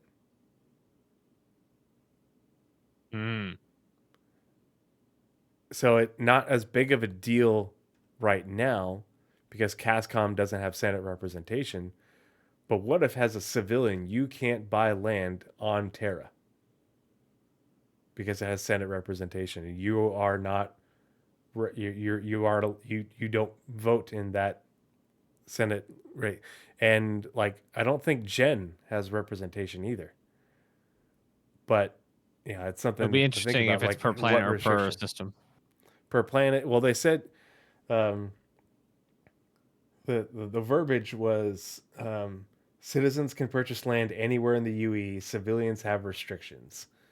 Mm. So, what are those restrictions? Because like if you can purchase land in the UE because you're a lawful civilian, but what restrictions does that have in terms of like where in the UE? They didn't talk about that, but obviously I think that's going to be pretty significant. You know, if they Yeah, make that makes citizenship sense. that important. We talked about, you know, how we talked about the location stories with the roadmap. You know, those will be really great. And I think that having that flavor of the difference between your location story at Levski versus your location story at Prime on Terra, I think will be really cool. Great opportunity. Losing your ship should be significant. Quote, end quote. This is great. And Naza, you and we've talked at length about the insurance system, and you know, when they first broke that down. And I think the way that they're doing that is really smart with insurance and warranties. And the insurance warranties, the cooldown claim timers, and the shuttle ship, that whole system feels really well thought out, but also not complicated to implement and balance. So I'm please introduce that sooner rather than later. Yeah. The instance fleet battles, I did not see that coming. I actually like that idea, and I feel like they can make that believable in a way where, hey, it's an instance fleet battle, so you could have it be PvP, you could have it be PvE content, but if it's PvE content, like maybe you rendezvous with these pardon me, whether it's military or private military contractor ships, you know, you rendezvous at this point and then you guys all quantum to this point, and in quantum you transition to an instance and then you have your fleet battle. It feels like you're still in the PU, but it's in an instance, but no one can like hop in on you like if it was in the PU. And I feel like that's a really great way to put content into the game, but it's scenario based, but it doesn't take you out of your immersion. I think there's a lot of different ways they could do that. So at first, when I heard instance, I was like, but they said they weren't going to, and now I'm like, actually, no. With the tech that they have and what how they do things with other gameplay elements, they can do that without it feeling gamey. MMO where you have the loading screen of going down the elevator or opening the door or something like that, or taking a portal. It's like, no, it wouldn't change how you feel. You just wouldn't have people randomly drop in on you to interrupt the experience. A couple more notes. On top of all this will sit a dynamic layer powered by StarSim. While StarSim will be the driving force in our dynamic economy, it would also track player and AI activity and dynamically spawn events based on their actions. Hooray! Dynamic events, dynamic mission systems. No more static bullshit. But StarSim is not going away. StarSim is still driving the economy, but the player-to-player economy is going to be player-driven, obviously. Another quote, lawful systems will be a mixture of high, medium, and low security areas. Each of these areas will be monitored by law enforcement agencies, and depending on the location will dictate the emergency response time. So very realistic, very believable. But if you do crime, law will be coming. You just if you're way far out from a planet or the space stations, it's going to take a while or take a bit longer. Initially, this response will be measured, but over time will escalate to overwhelming force. This means if someone is attacked, they can just hold out for a short duration and help will be on the way. This is great for people who want to be in Castra, in Terra, in Stanton. NPC help will come, NPC law enforcement will come, and it won't just be one, Crusader security and an Avenger. If that Crusader security and the Avenger gets shot down, and they will escalate and they'll send more ships and bigger ships, and it would be a believable response, as if that you went on a crime spree. It's the GTA system, but it makes sense. We talked about the deadband switch earlier. I like the idea of the deadband switch, but deadband switch isn't ship blows up, ship turns off. I think that's a good way to implement that. We talked about the lore behind the SEAL network, and neither one of us like that idea. I think it just feels so overly done and forced, and I don't really think it adds anything. I think it's unnecessary. I think it's far better to just have players fighting over bases and making decisions on whether they want to raise it to the ground or steal the resources or take the base for their own. Yep.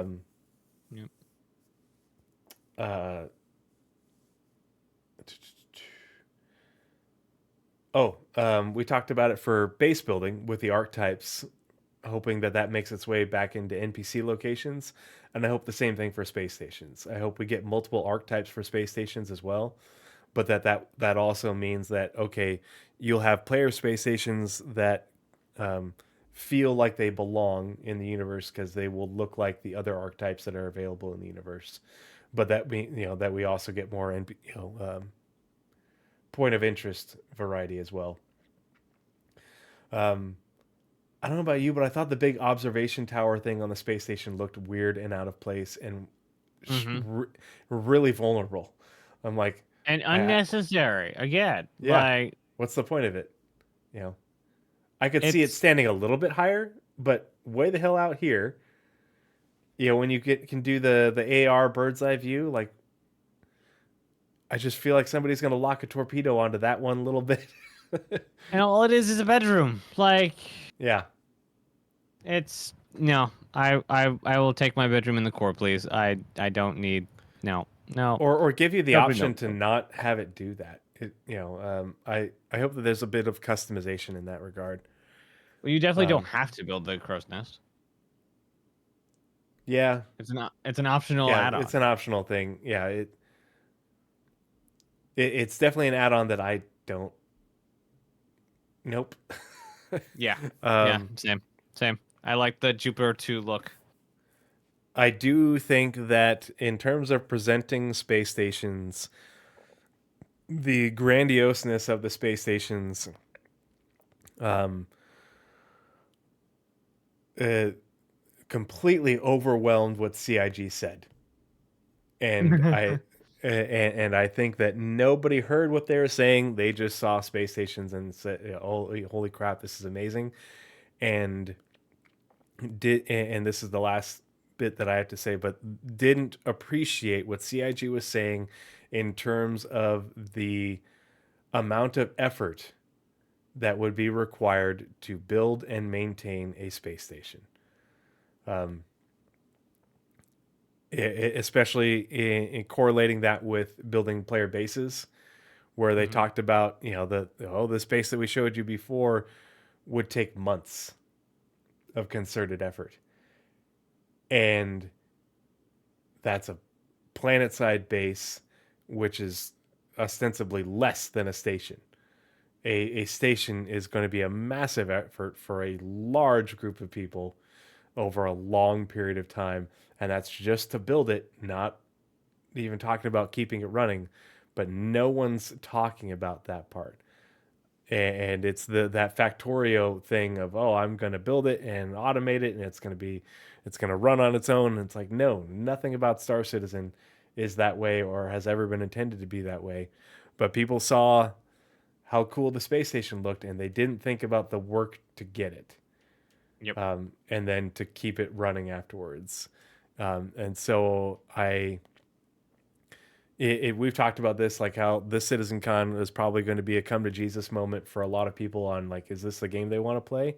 But I Mhm. think there's going to be a lot of come to Jesus moments later on with these big features of, okay, we don't know enough about this feature, but then when this feature comes, is this going to be a feature that you're actually interested in?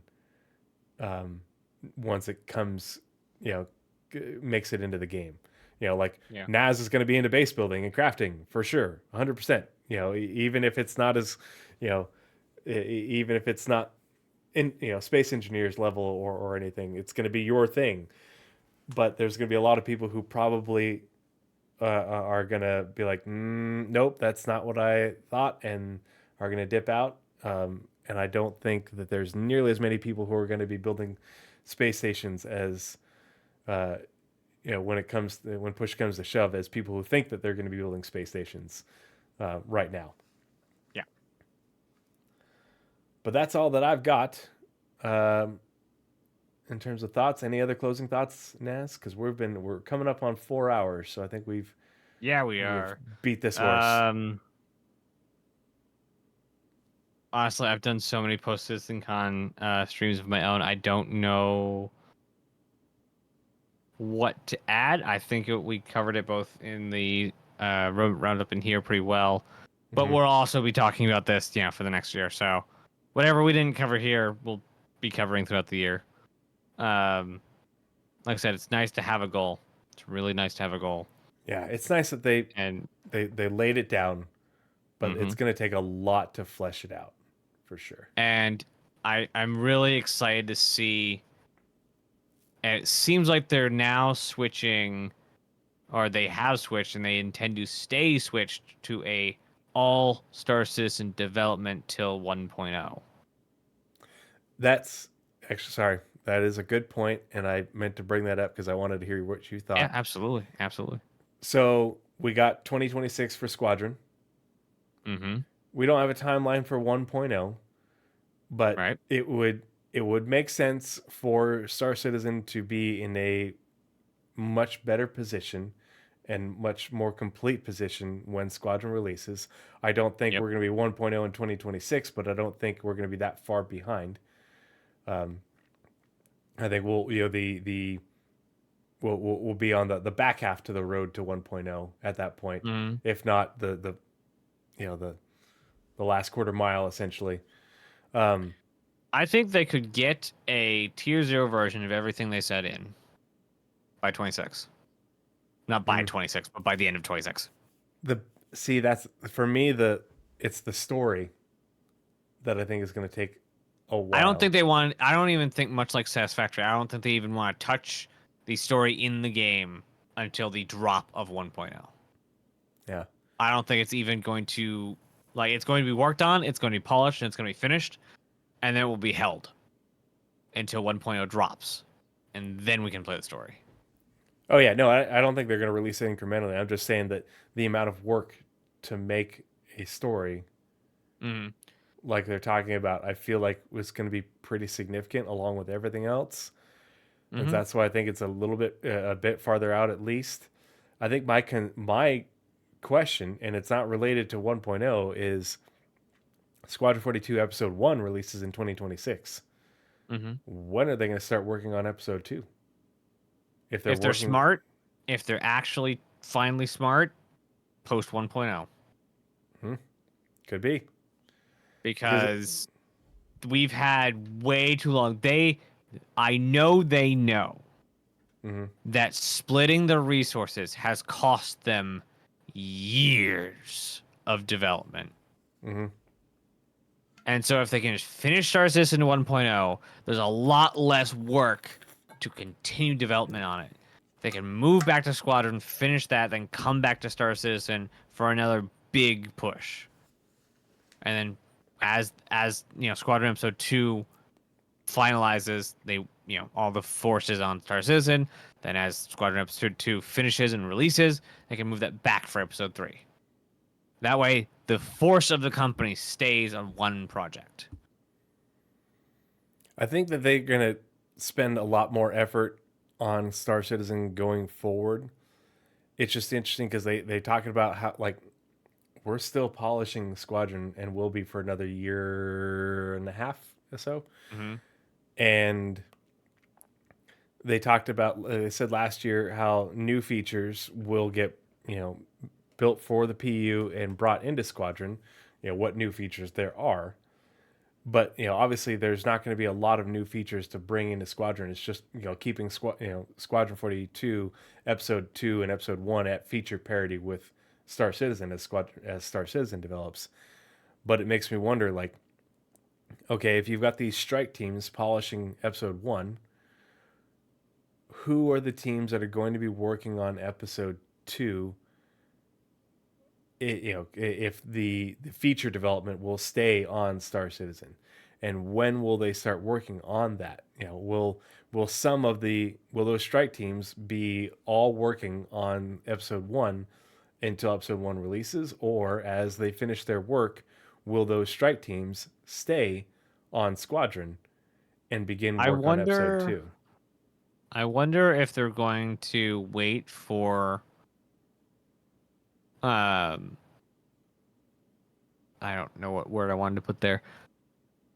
Wait for the direction Squadron falls Yeah.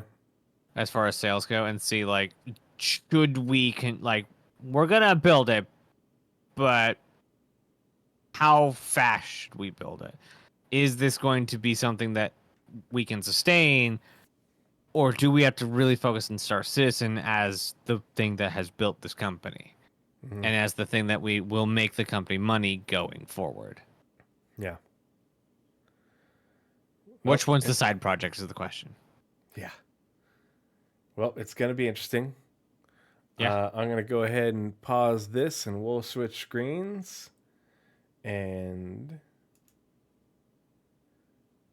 we need to call it a night. So we need to Absolutely. find someone to raid. Let's see. I got Echo Bit on my followed list. She's doing 4.0. Let's see. Search. What would you say? Echo ECHO? Echo Bit. Yeah. Echo Bit. She also helps with a lot of the racing events, like the really big racing events. Okay. We will raid Echo Bit. Smuggling ground vehicles into Pyro. Oh, jeez. Nice. All right, let's go ahead and start that raid. We'll send Echo some love.